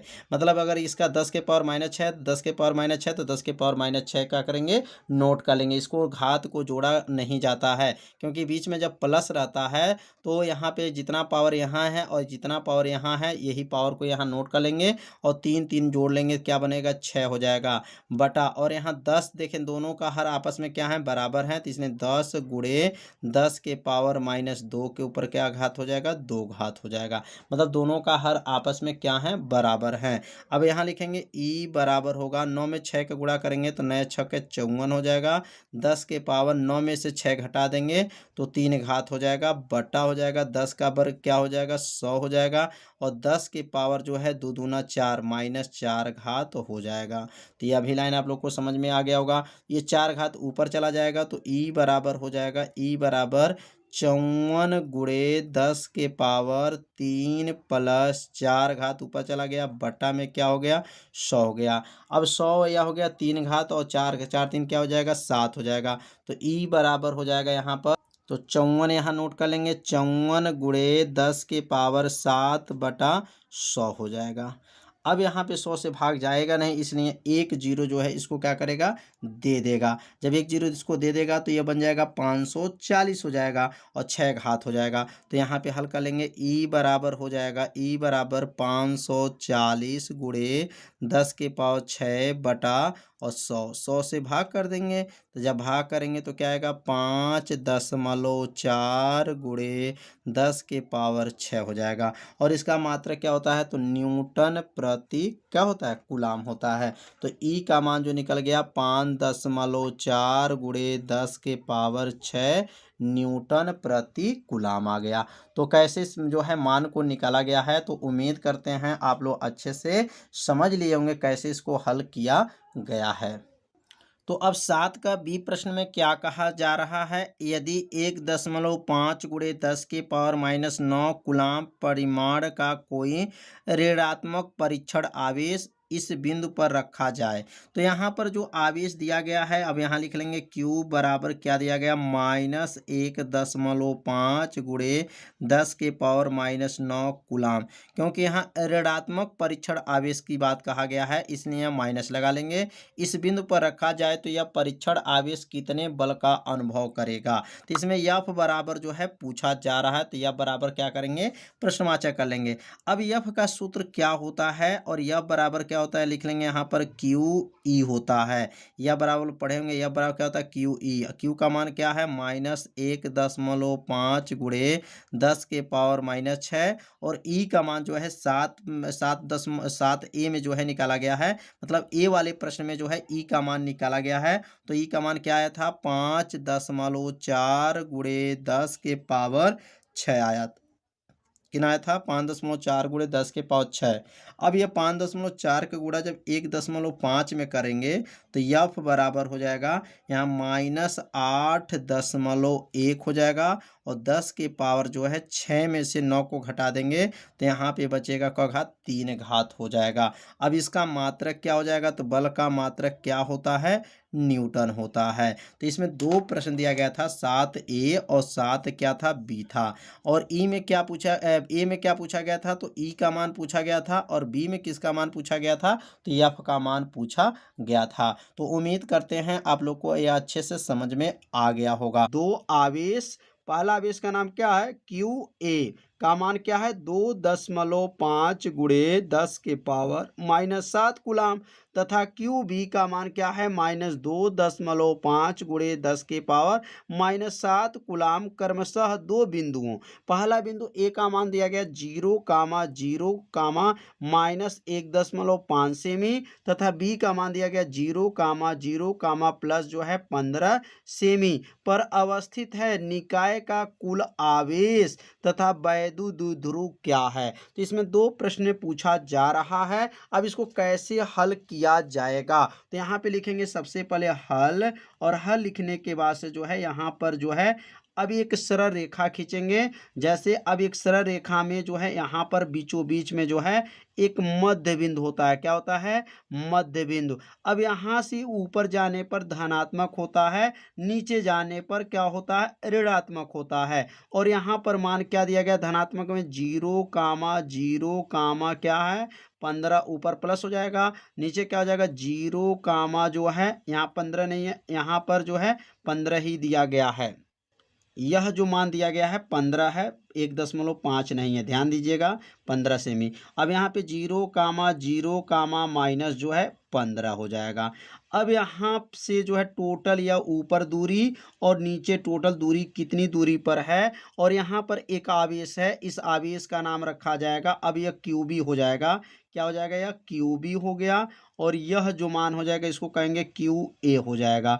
क्यू ए का मान कितना दिया गया है? तो क्यू ए का मान जो दिया गया है 2.5 गुणे 10 के पावर माइनस 7 कूलाम है। क्यूबी का मान दिया गया माइनस 2 जो है 5 गुणे 10 के पावर जो है 2.5 गुणे 10 के पावर माइनस 7 है। मतलब 2.5 यहाँ पर भी है, 2.5 गुणे 10 के पावर माइनस 7 यहाँ पर भी आवेश है। मतलब दोनों का आवेश बराबर है लेकिन विपरीत है, एक प्लस है एक क्या है? माइनस है। तो यहाँ पर लिख लेंगे क्यू ए का मान क्या दिया गया है। तो क्यू ए का मान दिया गया है 2.5 गुणे 10 के पावर माइनस 7 कूलाम जो है दिया गया है। तो यह क्यू ए का मान हो गया। अब यहाँ लिखेंगे क्यू बी। अब क्यू बी का मान क्या दिया गया है? माइनस जो है 2.5 गुणे 10 के पावर माइनस 7 कूलाम दिया गया है। और दोनों आवेशों के बीच की दूरी, मतलब यहाँ से यहाँ तक के जो बीच की दूरी है, मतलब ए बिंदु है और यह बी बिंदु है, तो दोनों बिंदुओं के बीच की दूरी कितना होगा? तो यहाँ लिखेंगे 2l। 2l का नाम क्या है? दोनों आवेशों के बीच की दूरी। अब दोनों आवेशों के बीच की दूरी मतलब हो जाएगा यहाँ से ऊपर जब जाएंगे तो यहाँ से टोटल यहाँ पर लिख लेंगे 2l हो रहा है, तो यहाँ से यहाँ तो ऊपर 15 और नीचे 15, तो क्या बनेगा यहाँ पर? और ये देखेंगे 0 है, ये भी 0 है, ये भी 0 है, ये भी 0 है, तो यह प्लस 15 ऊपर गया और नीचे माइनस 15, तो इसका मतलब 15 प्लस 15 टोटल जो दूरी हो जाएगा यह क्या बनेगा? 30 हो जाएगा। टोटल दूरी कितना है? 30 हो जाएगा। अब यह जो है 2l के जगह पे जो है 30 रखा जाएगा। और ये जो मान दिया गया है सेमी में दिया गया है, ये यहाँ पे देख सकते हैं 15 सेमी है और ये भी 15 सेमी है, तो यहाँ 15 सेमी लिख लेंगे। अगर चाहें इसको मीटर में बदलना है तो 2l बराबर क्या हो जाएगा? 30 गुणे 10 के पावर माइनस 2 हो जाएगा। और यह किस में आ जाएगा? मीटर में आ जाएगा। तो सेमी को किस में बदला जाएगा? मीटर में बदला जाएगा। अब यहाँ पर कुल आवेश की गणना करना है, तो अब लिखेंगे यहाँ पर कुल आवेश। अब कुल आवेश का मतलब दोनों आवेश को क्या करेंगे? जोड़ लेंगे। अब यहाँ पर पहला लिख लेंगे, यहाँ पहला इसमें पूछा जाए कुल आवेश, तो Q बराबर क्या होगा? तो क्यू ए का मान प्लस और क्या करेंगे? क्यू बी का मान जोड़ लेंगे तो कुल आवेश का मान निकल जाएगा। अब यहाँ लिखेंगे Q बराबर क्यू ए का मान क्या है? 2.5 गुणे 10 के पावर जो है माइनस 7 है, प्लस हो जाएगा क्यू बी का मान क्या है? माइनस 2.5 गुणे 10 के पावर माइनस 7 है। अब यहाँ लिखेंगे Q बराबर हो जाएगा 2.5 गुणे 10 के पावर माइनस 7 हो गया, माइनस हो जाएगा 2.5 गुणे 10 के पावर माइनस 7 होगा, मतलब प्लस माइनस मिलेगा तो क्या बनेगा? माइनस हो जाएगा। अब इसमें से इसको क्या करेंगे? घटा देंगे। जब घटाएंगे तो इसका मान क्या आ जाएगा? 0 आ जाएगा। मतलब इसमें कुल आवेश जो होगा क्या होगा? 0 हो जाएगा। तो कुल आवेश कैसे 0 हुआ समझ में आ गया होगा। क्यू ए का मान रखा गया है और क्यू बी का मान रख करके हल कर दिया गया है, तो इसमें आवेश का मान क्या आ गया? 0 आ गया है। अब यहाँ पर कहा जा रहा है कि वैद्युत द्विध्रुव क्या होगा। तो वैद्युत द्विध्रुव आघूर्ण को यहाँ पे लिखेंगे, प्रश्न नंबर यहाँ 2 लिख लेंगे। P बराबर जो है क्या हो जाएगा, प्रश्नवाचक हो जाएगा, मतलब P इसमें पूछा जा रहा है। अब P का सूत्र क्या होता है, तो एक आवेश, मतलब कोई एक आवेश ले लेंगे और दोनों आवेशों के बीच की दूरी के गुणनफल को क्या कहा जाता है, वैद्युत द्विध्रुव आघूर्ण कहा जाता है। मतलब अगर इसमें QA भी ले सकते हैं और QB भी ले सकते हैं, मतलब दोनों आवेशों में से कोई एक आवेश होगा और 2L का नाम क्या है, दोनों आवेशों के बीच की दूरी है। अब यहाँ पे मान रखेंगे तो P बराबर होगा, QA का मान कितना आया था, तो 2.5 गुणे 10 के पावर -7 आया था। और 2L का मान कितना आया था, तो ऊपर देख सकते हैं जो है 2L का मान जो है 30 गुणे 10 के पावर -2 आया था। अब यहाँ लिखेंगे 30 गुणे 10 के पावर -2 हो जाएगा। अब इस जीरो से इसका दशमलव हट जाएगा, तो और 3 का गुणा 25 में करेंगे तो 25 यहाँ क्या हो जाएगा, 75 हो जाएगा। तो यह हो जाएगा 75 गुणे 10 के पावर -2 और -7 जोड़ेंगे तो क्या बनेगा, -9 हो जाएगा। तो 75 गुणे 10 के पावर -9 भी लिख सकते हैं, या P बराबर लिख सकते हैं 7.5 गुणे 10 के पावर जो है -8 हो जाएगा। और इसका मात्रक क्या हो जाएगा, तो यहाँ लिखेंगे कूलाम, और क्या होगा, कूलाम मीटर हो जाएगा। अब कूलाम कैसे, क्यू से कूलाम और यल का मतलब मीटर, इसलिए इसका मात्रक क्या बनेगा, कूलाम मीटर हो जाएगा। तो प्रश्न नंबर जो है 9 आप लोग को अच्छे से समझ में आ गया होगा। इसमें 2 प्रश्न थे, दोनों प्रश्न को जो है बारी बारी से इसको हल किया गया। तो अब सीखेंगे प्रश्न नंबर 10। तो प्रश्न नंबर 10 है, 4 गुणे 10 के पावर -9 कूलाम मीटर द्विध्रुव आघूर्ण का कोई वैद्युत द्विध्रुव 5 गुणे 10 के पावर 4 न्यूटन कूलाम इनवर्स परिमाण के किसी एक समान वैद्युत क्षेत्र के दिशा से 30 अंश पर संरेखित है। द्विध्रुव पर कार्यरत बल आघूर्ण का परिमाण प्रकलित कीजिए। तो यहाँ पर जो मान दिया गया, सबसे पहले उस मान को नोट करेंगे कि इस प्रश्न में कौन कौन सा मान दिया गया है। पहला मान जो दिया गया 4 गुणे 10 के पावर -9 कूलाम मीटर द्विध्रुव आघूर्ण। तो द्विध्रुव आघूर्ण को किससे दिखाते हैं, P से दिखाते हैं। और P का मान कितना है, 4 गुणे 10 के पावर -9 है। इसका मात्रक क्या होता है, तो कूलाम मीटर होता है। यह किसका मान है, तो यह मान जो है P का मान है। अब आगे यहाँ देखेंगे, यह मान 5 गुणे 10 के पावर 4 न्यूटन कूलाम जो दिया गया है वह वैद्युत क्षेत्र के तीव्रता का मान दिया गया है। इसे किससे दिखाते हैं, E से प्रदर्शित करते हैं। तो E बराबर 5 गुणे 10 के पावर क्या है, 10 के पावर 4 है। और न्यूटन जो है कूलाम इनवर्स दिया गया है। और कोण कितना बना है, तो लिखेंगे थीटा बराबर जो है 30 अंश का कोण बन रहा है, 30 अंश का कोण हो जाएगा। और यहाँ पर बल आघूर्ण किसे दिखाएंगे, टाउ से। टाउ बराबर जो है क्या हो जाएगा, प्रश्नवाचक हो जाएगा। मतलब इसमें टाउ बराबर जो है इसमें पूछा जा रहा है। तो P का मान दिया गया है और E का मान दिया गया है और थीटा का मान जो है प्रश्न में दिया गया है और टाउ बराबर पूछा जा रहा है। तो टाउ का नाम क्या है, बल युग्म आघूर्ण कहा जाता है। और बल युग्म आघूर्ण का सूत्र क्या होता है, तो यहाँ लिख लेंगे, इसका सूत्र होता है टाउ बराबर होता है, यह थ्योरी में बताया गया था। सूत्र होता है PE क्या होता है, साइन थीटा होता है। यह किसका सूत्र है, तो बल युग्म आघूर्ण का सूत्र होता है। टाउ बराबर PE साइन थीटा होता है। अब इसमें मान को रख लेंगे, तो टाउ बराबर हो जाएगा, P का मान कितना है, तो P का मान यहाँ रखेंगे 4 गुणे 10 के पावर -9। यह किसका मान है, P का मान है, गुणे कर लेंगे। अब E का मान कितना है, तो E का मान दिया गया 5 गुणे 10 के पावर 4। यह किसका मान है, E का मान हो गया। अब यहाँ लिखेंगे साइन हो जाएगा।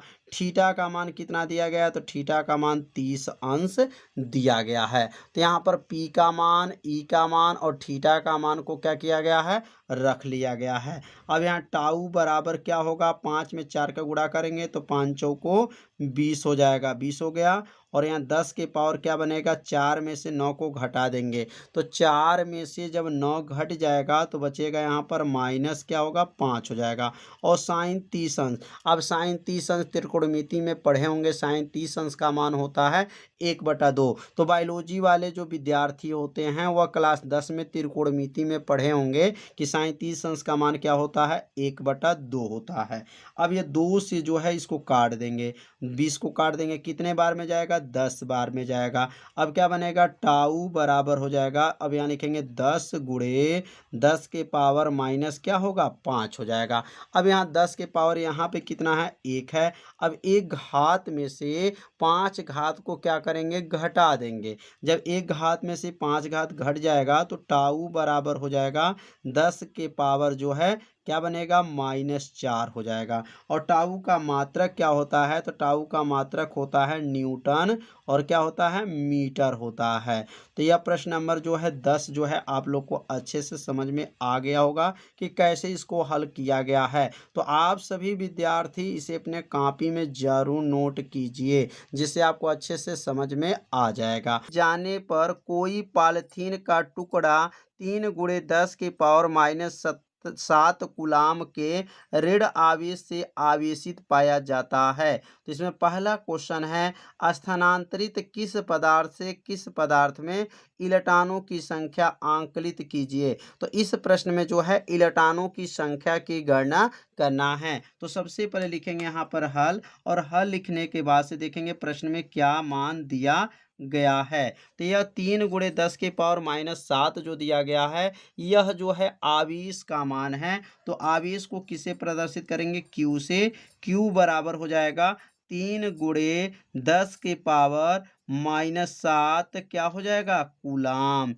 यह किसका मान है Q का मान है। और इसमें किसका मान पूछा जा रहा है, तो N का मान जो है पूछा जा रहा है। N बराबर क्या हो जाएगा प्रश्नवाचक हो जाएगा। अब यहाँ पर जो है N का सूत्र क्या होता है, तो आप लोग पढ़े होंगे Q बराबर होता है आवेश बराबर होता है NI होता है, या NI बराबर लिख सकते हैं, NI बराबर क्या लिख सकते हैं Q लिख सकते हैं। यहाँ या लिख देंगे मतलब NI बराबर Q। तो N बराबर क्या बनेगा, तो N बराबर Q बट्टा क्या बनेगा E बन जाएगा। मतलब यह किसका सूत्र बन गया N का सूत्र बन गया। और N का नाम क्या है इलेक्ट्रॉनों की संख्या, और इलेक्ट्रॉनों की संख्या इसमें पूछा जा रहा है। अब Q का मान कितना दिया गया है, तो 3 गुणे 10 के पावर -7 दिया गया है। और E का मान आप सभी विद्यार्थी जानते होंगे 1.6 गुणे 10 के पावर क्या होता है -19 होता है। यह किसका मान है E का मान है। E का नाम क्या है इलेक्ट्रॉन पर आवेश होता है। यह -19 घात ऊपर चला जाएगा तो यह प्लस घात हो जाएगा। तो 3 गुणे 10 के पावर क्या है -7 है, और इसमें प्लस जाकर के 19 क्या हो गया जुड़ जाएगा। माइनस से ऊपर जाएगा क्या बनेगा प्लस हो जाएगा, 1.6 हो जाएगा। अब यहाँ पर 1.6 में 3 से भाग करेंगे तो लगभग यह 2 बार में जाएगा। कितने बार में 2 बार में चला जाएगा। गुणे 10 के पावर 19 में से 7 को घटा देंगे तो क्या हो जाएगा 12 घात हो जाएगा। तो यही संख्या आ गया। n का मान कितना आ गया, तो n बराबर जो है 2 गुणे जो है 10 के पावर जो है 12 जो है इलेक्ट्रॉन जो है क्या होंगे स्थानांतरित होंगे। तो यह पहला क्वेश्चन जो है आप लोग अच्छे से समझ लिए होंगे। तो अतः यहाँ लिख लेंगे ऊन से पॉलीथीन की ओर आवेश होगा। क्या लिखेंगे यहाँ पर अतः जो है, यहाँ इसमें प्रश्न और भी पूछा गया है किस पदार्थ से किस पदार्थ में जाएगा। तो यहाँ लिख लेंगे अतः ऊन से, क्या लिखेंगे यहाँ पर ऊन से जो है क्या होगा पॉलीथीन की ओर आवेश जाएगा। यहाँ लिखेंगे ऊन से पॉलीथीन की ओर आवेश जाएगा, की ओर आवेश जाएगा। आवेश क्या होगा, आवेश होगा लिख देंगे यहाँ पर, या स्थानांतरित होगा। तो क्या लिखेंगे ऊन से किस में जाएगा पॉलीथीन की ओर जो है आवेश जो है होगा। अब इसमें बी वाला प्रश्न क्या दिया गया है, तो यहाँ पे बी वाला प्रश्न है क्या जो है ऊन से पॉलीथीन में संहति का स्थानांतरण भी होता है। तो यहाँ पे लिख लेंगे उत्तर, लिखेंगे यहाँ पे हाँ, उत्तर लिखेंगे हाँ लिख लेंगे। और हाँ लिखने के बाद लिखेंगे हाँ, लिखेंगे यहाँ पर ऊन से जो है क्या होगा, पॉलीथीन पर द्रव्यमान का स्थानांतरण होता है। ऊन से पॉलीथीन पॉलीथीन पर लिख लेंगे, पॉलीथीन पर द्रव्यमान का स्थानांतरण होता है, मतलब ऊन से जो है पॉलीथीन की जो है क्या होगा, द्रव्यमान का स्थानांतरण होता है। तो प्रश्न नंबर बी भी आप लोग अच्छे से समझ लिए होंगे। तो अब यहाँ पे जो है 12 का ए प्रश्न को बारे में अब समझेंगे।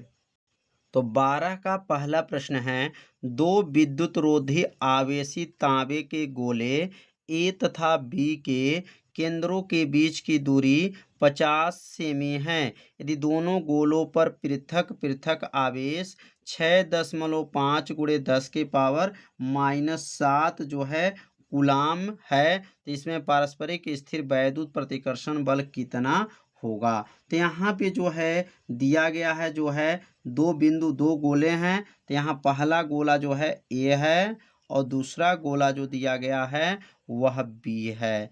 और ये कितने दूरी पर हैं, तो यह जो है 50 सेमी के दूरी पर हैं। कितने दूरी पर, 50 सेमी के दूरी पर हैं। और पहले पर जो है आवेश जो दिया गया है वह कितना है, 6.5 गुणे 10 के पावर -7 कूलाम है। और इस पर भी आवेश जो दिया गया 6.5 गुणे 10 के पावर -7 कूलाम दिया गया है। और इसमें बल की गणना करना है। तो यहाँ लिखेंगे सबसे पहले हल, और हल लिखने के बाद से लिखेंगे यहाँ पर Q1। अब यहाँ Q1 का मान क्या दिया गया है, तो Q1 का मान 6.5 गुणे 10 के पावर -7 कूलाम दिया गया है। पहला मान नोट कर लेंगे।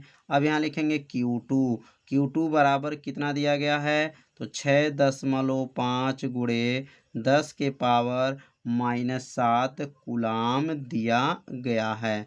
और R का मान कितना दिया गया है, R मतलब दूरी, और दूरी बराबर इसमें कितना दिया गया है, 50 सेमी दिया गया है। अब इस सेमी को हटा देंगे और किस में बदल देंगे, मीटर में बदल देंगे। तो 50 गुणे 10 के पावर क्या बनेगा, -2 घात हो जाएगा, और यह बन गया कितना, मीटर। अब एक जीरो इसमें से क्या होगा, कम हो जाएगा। तो क्या बनेगा, 5 गुणे 10 के पावर -1 घात हो जाएगा, और यहाँ लिखेंगे क्या, मीटर। मतलब एक जीरो इसमें से क्या हो गया, कम हो गया। अब यहाँ लिखेंगे यफ बराबर पूछा जा रहा है, यफ बराबर क्या लिखेंगे, प्रश्नवाचक चिन्ह हो जाएगा। अब यहाँ यफ का सूत्र क्या होता है, तो यफ का सूत्र जो है आप सभी विद्यार्थी जानते होंगे। कूलाम का सूत्र क्या होता है, 1/4 पाई एप्सिलॉन 0, और क्या होता है, Q1 Q2 बटा क्या होता है, R² होता है। अब यहाँ यफ का मान को निकालेंगे, तो 1/4 पाई एप्सिलॉन 0 का मान कितना होता है, 9 गुणे 10 के पावर 9 होता है। Q1 का मान कितना है, 6.5 गुणे 10 के पावर -7, और यहाँ लिखेंगे 6.5 गुणे 10 के पावर -7, ये 2 बार लिखेंगे, बटा हो जाएगा। और R का मान कितना दिया गया है, तो R का मान जो है 5 गुणे 10 के पावर -1 के ऊपर कितना घात हो जाएगा, 2 घात हो जाएगा। अब यफ बराबर हो जाएगा। अब यहाँ पे जो है सबका गुणा करेंगे, या 9 का गुणा 6.5 में, 6.5 में, तो 9 गुणे 6.5 गुणे 6.5 गुणे 10 के पावर 9, यह घात हो जाएगा, -7 मिलकर के क्या बनेगा, -14 घात हो जाएगा, बटा हो जाएगा। और 5 का वर्ग जो है क्या होगा, तो 5 का वर्ग जो होता है वह 25 हो जाएगा। 25 गुणे 10 के पावर -2 हो जाएगा, क्योंकि -1 है, इसके पावर 2 है, तो गुणा कर लेंगे, तो यहाँ पर -2 घात हो जाएगा। अब यहाँ पे 6 का गुणा 9 का गुणा जो है 6.5 में, जितना उत्तर आएगा 6.5 में गुणा कर लेंगे, तो गुणा करने पर आ जाएगा यफ बराबर जो आएगा 380। क्या आएगा इसका गुणा करने पर, 380.25 आ जाएगा, और गुणे 10 के पावर जो है 9 में से 14 घटा देंगे तो यह हो जाएगा -5 और ये 2 ऊपर चला जाएगा, इसलिए यह हो जाएगा +2। अब बटा में क्या है 25 है। अब ये 25 से क्या करेंगे भाग कर देंगे। 25 से भाग करेंगे तो यह का मान टोटल आ जाएगा 15.2 गुणे 10 के पावर -3 आ जाएगा। इसको अगर मानक में बनाते हैं तो यफ बराबर लिख लेंगे 1.52 गुणे 10 के पावर -3 है तो यह हो जाएगा -2 और बल का मात्रक क्या होता है न्यूटन होता है। तो यह मान जो है किसका आ गया यफ का मान आ गया 1.52 गुणे 10 के पावर -2 न्यूटन। तो उम्मीद करते हैं प्रश्न नंबर 12 का ये जो है आप लोग को अच्छे से समझ में आ गया होगा। तो अब सीखेंगे 12 का बी। तो अब 12 का बी है यदि प्रत्येक गोले पर आवेश की मात्रा दोगुनी तथा गोलों के बीच की दूरी आधी कर दिया जाए तो प्रत्येक गोले पर कितना बल होगा। मतलब यहाँ पर आवेश को दुगुना करना है और दूरी को जो है आधा करना है। तो अगर यहाँ लिख लें Q1 डैश अगर मान लेते हैं Q1 डैश इसको मान के हल करते हैं और 2Q1 हो जाएगा मतलब आवेश का दुगुना हो गया और यहाँ Q2 डैश कर दिया जाए तो ये भी किसका माने आवेश का जो है 2Q2 का जो है दुगुना हो गया। मतलब ये Q1 आवेश का दुगुना और ये Q2 आवेश का दुगुना हो गया और R डैश जो है यह आधा हो जाए R/2 हो जाए मतलब दूरी जो है क्या हो जाए आधा हो जाए। तो यह बल का सूत्र क्या बनेगा यहाँ बल कितना होगा तो इसको लिखेंगे F डैश बराबर सूत्र क्या बनेगा 1/4 पाई अपसाइलम 0 और यहाँ क्या लिखेंगे Q1 डैश Q2 डैश बटा क्या हो जाएगा यहाँ पर R डैश का क्या होगा स्क्वायर। अब यहाँ पे मान को क्या करेंगे रख लेंगे तो यहाँ लिखेंगे F डैश बराबर और यहाँ लिखेंगे 1/4 पाई अपसाइलम 0 Q1 का मान क्या है 2Q1 मतलब आवेश दुगुना हो गया और यहाँ 2Q2 मतलब यहाँ पर भी आवेश दुगुना हो गया। मतलब प्रश्न नंबर 12 का जो ए था उसी आवेश का यहाँ दुगुना आवेश माना जाएगा और R डैश कितना हो जाएगा यहाँ पर R/2 का क्या बन जाएगा वर्ग बन जाएगा। अब यहाँ लिखेंगे F डैश बराबर हो जाएगा अब क्या बनेगा यहाँ पर 1/4 पाई अपसाइलम 0 हो जाएगा और 2 दूना क्या हो गया 4 Q1 Q2 बटा हो जाएगा R का वर्ग बटा क्या होगा 4 2 का वर्ग 4 होगा 4 कहाँ गया ऊपर तो 4 ऊपर जाएगा तो 4 चौको 16 हो जाएगा। तो F डैश बराबर हो गया 1/4 पाई अपसाइलम 0 और 16 हो जाएगा यहाँ पे क्या हो गया 16 क्या लिखेंगे यहाँ पर Q1 Q2 बटा क्या हो जाएगा R का स्क्वायर हो जाएगा। अब यहाँ पे क्या करेंगे अब 16 को आगे कर लेंगे तो F डैश बराबर क्या बना 16 गुणे 1/4 पाई अपसाइलम 0 क्या बनेगा Q1 Q2 बटा क्या हो जाएगा R का स्क्वायर हो जाएगा। अब यहाँ लिखेंगे F डैश बराबर 16। अब यह पूरा मान किसका हो गया तो यह पूरा मान EF का हो गया क्योंकि प्रश्न नंबर 12 का ए जो है ए में हम लोग पढ़े हैं यह किसका सूत्र है तो F का यह सूत्र बन गया। तो F का सूत्र क्या है 1/4 पाई एप्सिलॉन 0 Q1 Q2 बटा R स्क्वायर। अब यहाँ लिखेंगे F डैश बराबर अब यहाँ लिखेंगे 16 गुणे और F का मान जो है निकला है F का मान कितना निकला है 1.52 क्या निकला है 1.52 10 के पावर माइनस क्या था 2 था। ये किसका मान है तो 12 के जो ए प्रश्न में हल किया गया था यह F का मान निकाला गया है। अब F डैश बराबर अब 16 का गुणा 1.52 में करेंगे तो इसका उत्तर आ जाएगा 24.32 हो जाएगा और 10 के पावर जो है -2 हो जाएगा। अगर ये -2 को हटा दिया जाए तो F बराबर क्या आ जाएगा 0 ये दशमलव यहाँ आगे आ जाएगा 2432 क्या हो जाएगा न्यूटन हो जाएगा। यह किसका मान निकल गया तो यह भी बल का मान निकल गया। लेकिन यहाँ आवेश क्या करना था, दोगुना करना था और दूरी जो है आधा करना था। तो यहाँ पर वैद्युत बल की गणना करना था। तो वैद्युत बल की गणना कैसे किया गया है आप सभी विद्यार्थी अच्छे से समझ लिए होंगे। यदि आपको ये समझ में नहीं आया होगा तो वीडियो जाएगा। तो प्रश्न नंबर 13 है, मान लीजिए प्रश्न 12 में गोले ए तथा बी साइज में सर्वसम है तथा इसी साइज का कोई तीसरा अनावेशित गोला पहले तो पहले गोले के संपर्क तत्पश्चात दूसरे गोले के संपर्क में लाकर अंत में दोनों से ही हटा दिया जाए तो अब ए तथा बी के बीच नया प्रतिकर्षण बल कितना है। तो यहाँ पे जो है प्रश्न नंबर 12 में बताया गया था कि जो है दो गोले हैं और पहला गोला का नाम क्या है, ए है, और दूसरे गोला का नाम क्या है, बी है, और इस पे आवेश क्या है 6.5 × 10⁻⁷ कूलाम है, और जो है और इसके बीच की दूरी क्या था 50 सेमी था। और इसमें जो है बल का जो है गणना करना था। तो बल का मान इसमें कितना आया था, तो बल का मान यहाँ देख सकते हैं हल किया गया था। तो बल का मान आया है F बराबर 1.52 × 10⁻⁻2 न्यूटन जो है आया हुआ है। तो यह मान जो है प्रश्न नंबर 13 में प्रयोग किया जाएगा। तो अब कैसे किया जाएगा, तो अब यहाँ पे नोट करेंगे कि यहाँ पहला जो आवेश दिया गया है, यहाँ पे क्या कहा जा रहा है कि जब जो है पहला आवेश यहाँ कितना दिया गया था, Q1 बराबर 6.5 × 10⁻⁻7 कूलाम दिया गया है, और दूसरा आवेश Q2 बराबर भी कितना दिया गया था 6.5 × 10⁻⁻7 कूलाम दिया गया था, और R का मान कितना दिया गया था, तो R बराबर जो है कितना था 50 सेमी दिया गया था।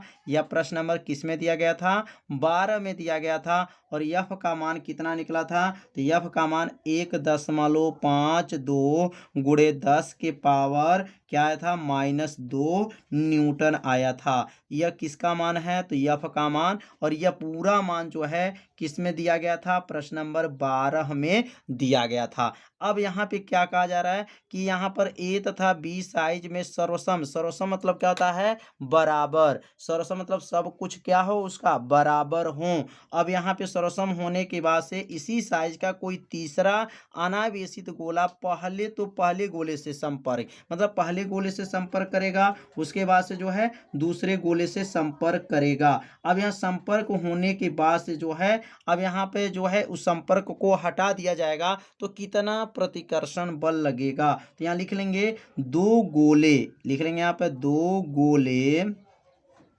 क्या हैं, तो दो गोले जो हैं जो सर्वसम हैं मतलब बराबर हैं, सर्वसम हैं।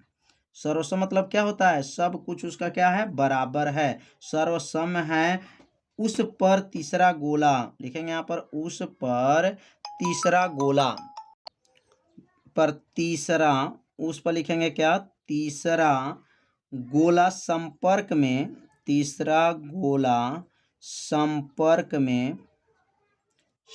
में लाया जाता है, संपर्क में लाया जाता है तो आवेश क्या हो जाता है, आधा हो जाता है, आवेश आधा हो जाता है, आवेश आधा हो जाता है। तो अब ए गोले की पर अब ध्यान देंगे, अब ए गोले पर आवेश क्या होगा, तो ए गोले पर आवेश तो कितना हो जाएगा आवेश, तो आवेश पहले क्या था Q था, तो Q/2 हो जाएगा। तो आवेश क्या हो जाता है, आधा हो जाता है। B तथा C लिखेंगे, B तथा C पर आवेश, B तथा C पर क्या लिखेंगे, आवेश।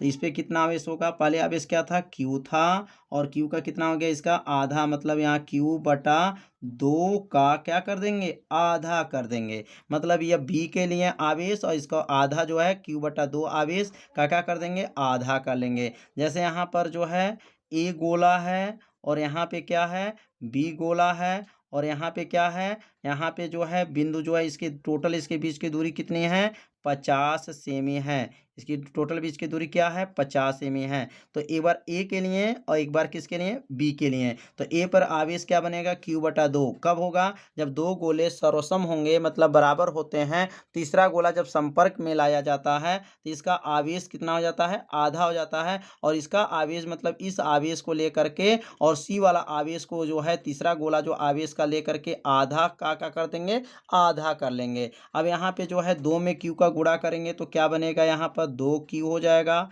प्लस q हो जाएगा।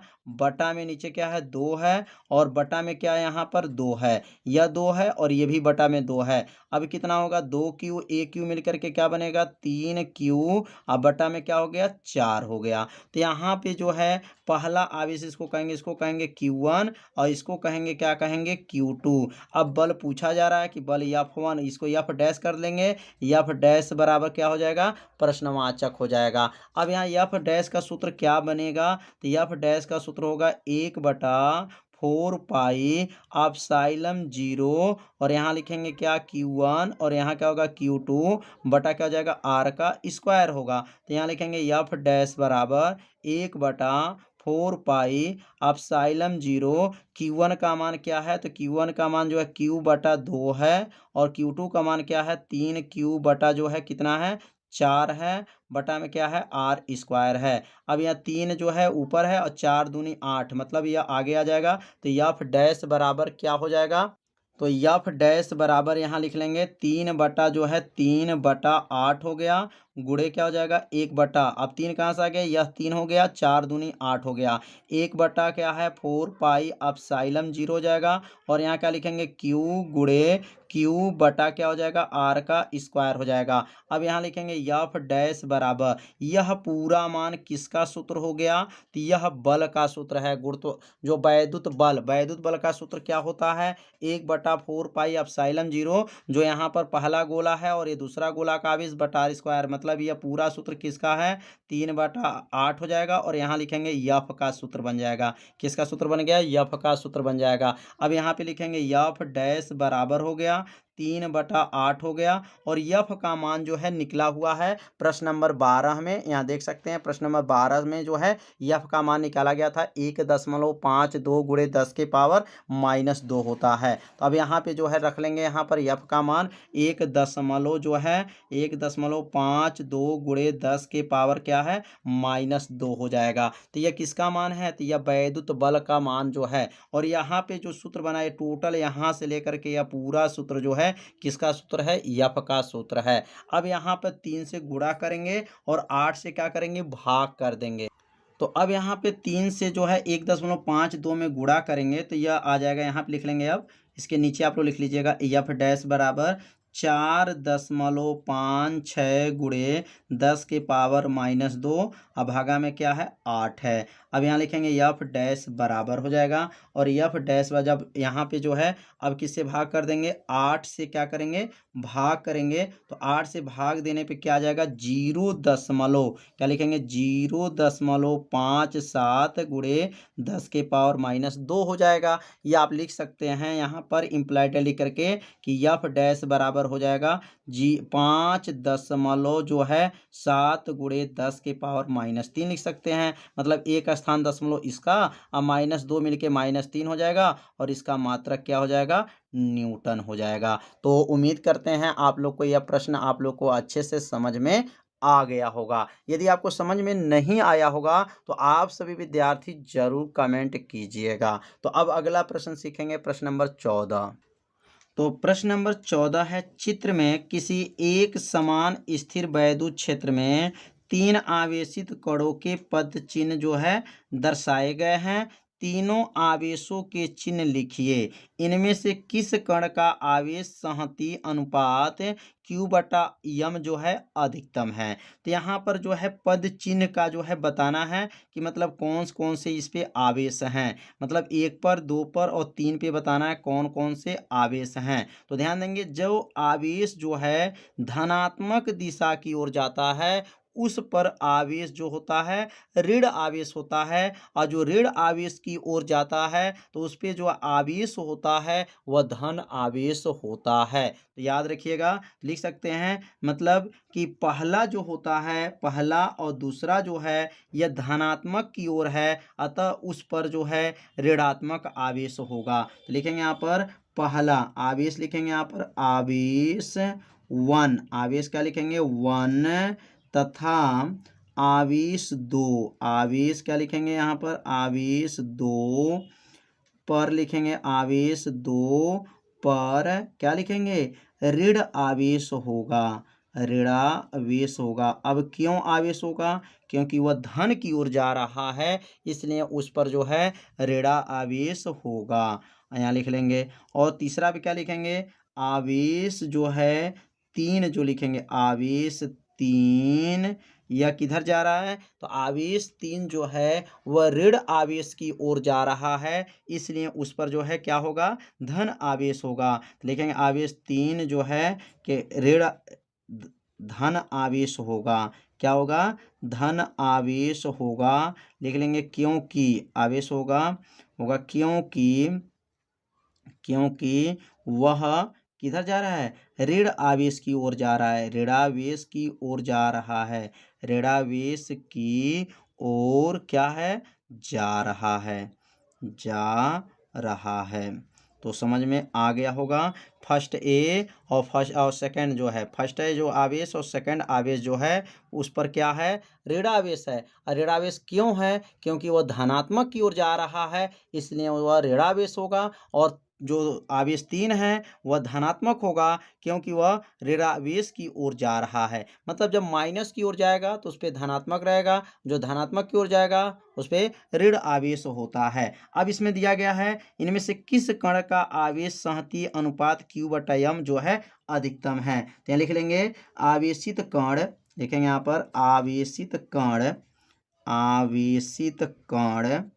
लिखेंगे आवेशित कण 3, आवेशित कण जो 3 ऊर्ध्वाधर की ओर है, किधर है ऊर्ध्वाधर की ओर है, ऊर्ध्वाधर की ओर जो है अधिकतम विक्षेपित होगी, अधिकतम जो है क्या होगी विक्षेपित होगी, अधिकतम विक्षेपित होगी। इसलिए क्या लिखेंगे, इसलिए आवेश संहति लिखेंगे, इसलिए आवेश संहति अनुपात क्या लिखेंगे अनुपात Q/m जो है क्या है Q/m क्या है अधिकतम होगा, Q/m अधिकतम होगा। तो उम्मीद करते हैं ये भी आप लोग को प्रश्न आप लोग को अच्छे से समझ में आ गया होगा। तो जो आवेशित कण 3 हैं वह ऊर्ध्वाधर की ओर अधिकतम विक्षेपित होगी, इसलिए आवेश संहति अनुपात क्या होगा Q/m जो है अधिकतम होगा। तो प्रश्न नंबर 13, प्रश्न नंबर 14 जो है आप लोग को अच्छे से समझ में आ गया होगा। तो प्रश्न नंबर 15 है, एक समान वैद्युत क्षेत्र E बराबर दिया गया 3 × 10⁻³ I, और यहाँ पे न्यूटन प्रति कूलाम पर विचार कीजिए। इस क्षेत्र का 10 सेमी भुजा के वर्ग के उस पार्श्व से जिसका तल YZ तल के क्या है समांतर है गुजरने वाला फ्लक्स क्या है। तो यहाँ पर वैद्युत क्षेत्र की तीव्रता कितना दिया गया है, यहाँ लिखेंगे वैद्युत क्षेत्र की तीव्रता E बराबर दिया गया है 3 × 10⁻, यहाँ 3 दिया गया है और यहाँ I है, और यहाँ पे लिखेंगे न्यूटन प्रति कूलाम दिया गया है। अब वर्ग की भुजा कितना दिया गया है, तो लिखेंगे यहाँ पर वर्ग की भुजा। तो वर्ग की भुजा बराबर प्रश्न में दिया गया है 10 सेमी है, क्या है 10 सेमी है। तो यहाँ लिखेंगे 10 सेमी। अब इस सेमी को जो है किस में बदलेंगे मीटर में बदल देंगे। तो यहाँ लिखेंगे 10 और सेमी की जगह पे क्या लिखेंगे 10⁻² हो जाएगा। अब क्या बन गया मीटर हो जाएगा। अब यहाँ पर जो है एक घात यहाँ पे दिया गया, कितना घात है यहाँ पर एक घात में से 2 घात को घटा देंगे तो क्या बचेगा यहाँ पर 10⁻⁻1 हो जाएगा, और यहाँ क्या लिखेंगे मीटर हो जाएगा। तो 10 के पावर क्या है -1 घात और क्या बना मीटर हो गया। यह किसका मान आ गया वर्ग की भुजा का मान आ गया। अब यहाँ पे लिखेंगे वर्ग का क्षेत्रफल। तो वर्ग का क्षेत्रफल का सूत्र क्या होता है, तो यहाँ लिखेंगे वर्ग का क्षेत्रफल बराबर होता है, सूत्र लिख लेंगे यहाँ पर भुजा का स्क्वायर। तो यहाँ सूत्र लिख लेंगे वर्ग का जो है क्षेत्रफल होता है भुजा का स्क्वायर होता है।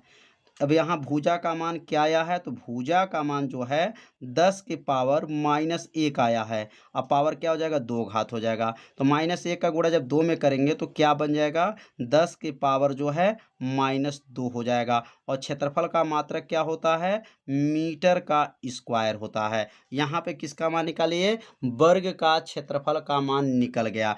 अब यहाँ पे प्रश्न में कहा गया है YZ तल। अब क्या लिखेंगे YZ तल के लिए क्षेत्रफल निकालेंगे। तो यहाँ लिखेंगे YZ तल के लिए तो अब YZ तल के लिए जब निकालेंगे तो यहाँ पे क्या होगा, तो यहाँ देखेंगे YZ है, यक्स नहीं दिया गया है। तो यक्स अक्ष को I कहते हैं, Y अक्ष को J कहा जाता है और Z अक्ष को K कहा जाता है। तो यहाँ YZ जब कहा जाएगा इसमें यक्स नहीं है तो आपको याद रखेंगे I हो जाएगा। क्या बनेगा यहाँ पर 10 और यहाँ 2 रहेगा और इसके बगल में I लिख लेंगे और क्या बन जाएगा मीटर हो जाएगा। तो यहाँ पर A का मान क्या आ गया 10 के पावर -2 I। अब I कैसे आया, जब YZ रहता है तो I रहता है। अगर मान लीजिए यहाँ पर Z यक्स रहता तो यहाँ पर जो है Y नहीं है तो यहाँ पे J लिखते। तो जो यहाँ पर यक्स Y Z में जो नहीं रहेगा उसी के अनुसार लिखा जाता है। अगर YZ है तो इसमें यक्स नहीं है तो इसलिए I लिख देंगे। यक्स के लिए I होता है, Y के लिए Z होता है और Z के लिए K कैप होता है। यहाँ के कैप भी लगा सकते हैं, यहाँ पर I कैप भी लिख सकते हैं। तो यहाँ पर I कैप यहाँ पे क्यों लगाया गया समझ में आ गया होगा कि तल कौन सा है YZ है।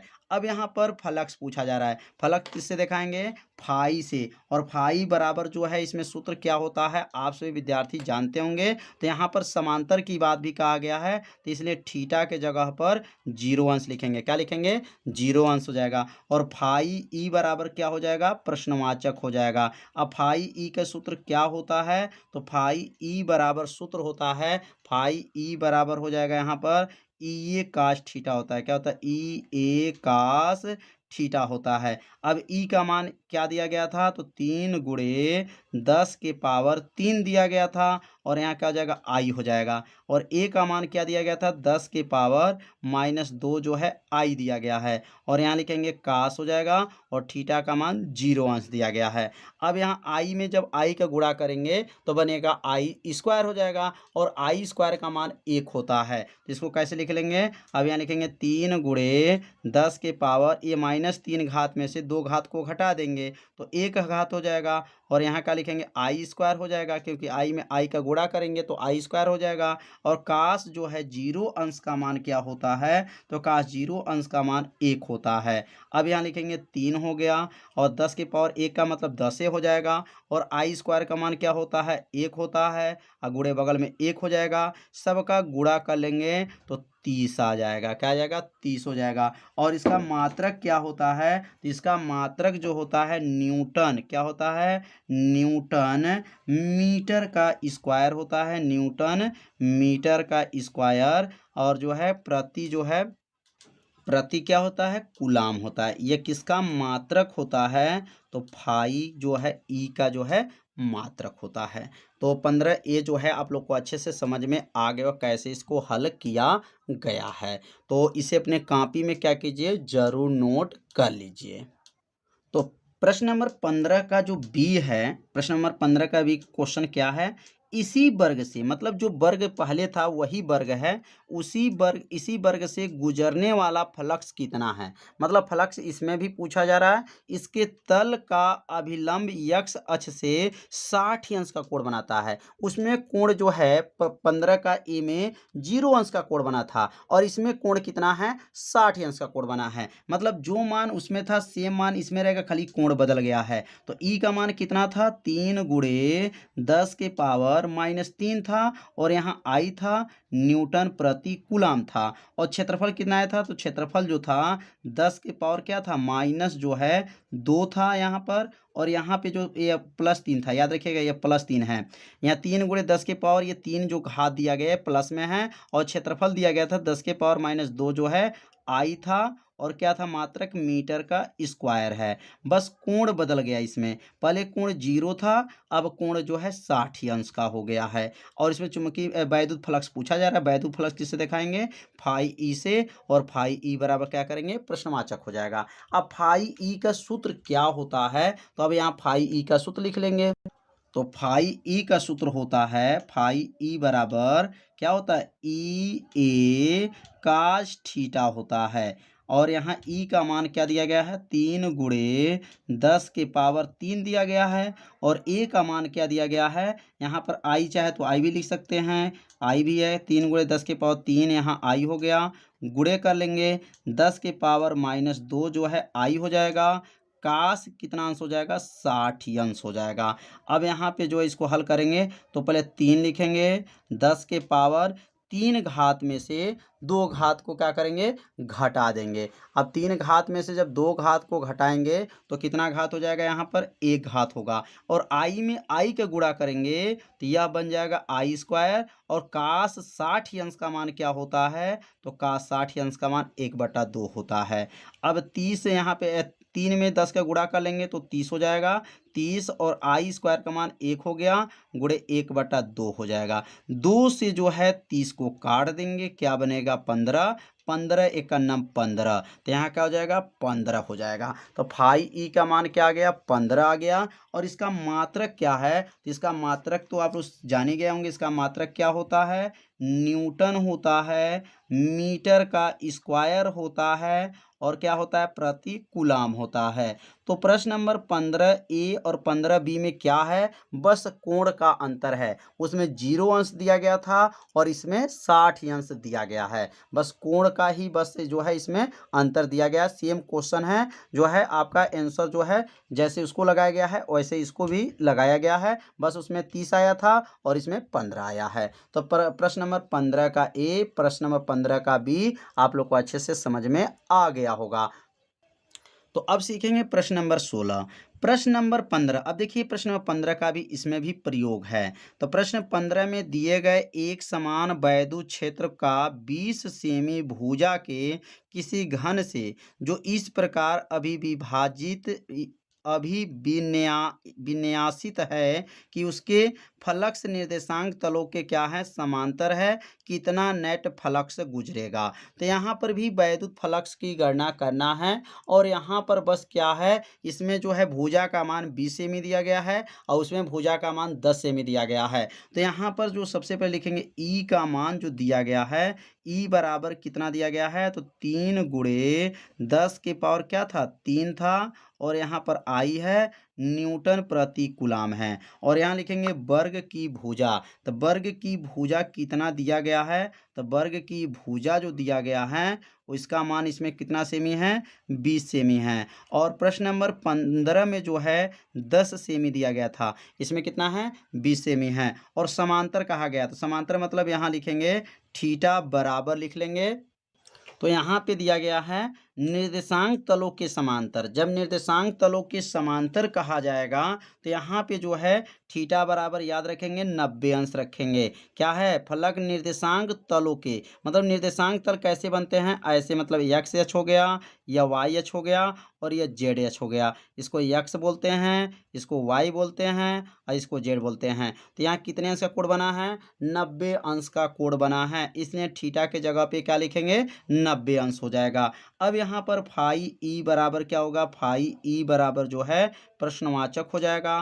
फाई ई का सूत्र क्या होता है, तो फाई ई का सूत्र होता है, पढ़े होंगे आप लोग, क्या होता है ई ए काश थीटा होता है। अब यहाँ लिखेंगे फाई ई बराबर क्या हो जाएगा, तो यहाँ ई का मान जो ई ही रखने दीजिए और यहाँ ए रख लीजिए और यहाँ काश क्या लिखेंगे 90 अंश रख लेंगे। काश 90 अंश का मान क्या होता है, तो यहाँ लिखेंगे फाई ई बराबर हो जाएगा और यहाँ लिखेंगे ई ए हो जाएगा और काश 90 अंश का मान 0 होता है। अब यहाँ लिखेंगे फाई ई बराबर, तो ई ए का गुणा जब 0 में करेंगे तो इसका मान क्या आ गया 0 हो गया, इसलिए ई का मान नहीं रखा गया। अगर ई का मान रखेंगे भी और ए का मान भी निकालेंगे और जब 0 से गुणा करेंगे तो पूरा मान क्या हो जाएगा 0 हो जाएगा, इसलिए जो है ई का मान यहाँ पे न रख करके इसका काश 90 अंश का मान रख करके गुणा कर लिया गया है। तो फाई ई का मान इसमें कितना हो गया 0 हो गया, तो इसमें नेट फ्लक्स का मान क्या होगा 0 होगा। तो यहाँ लिखेंगे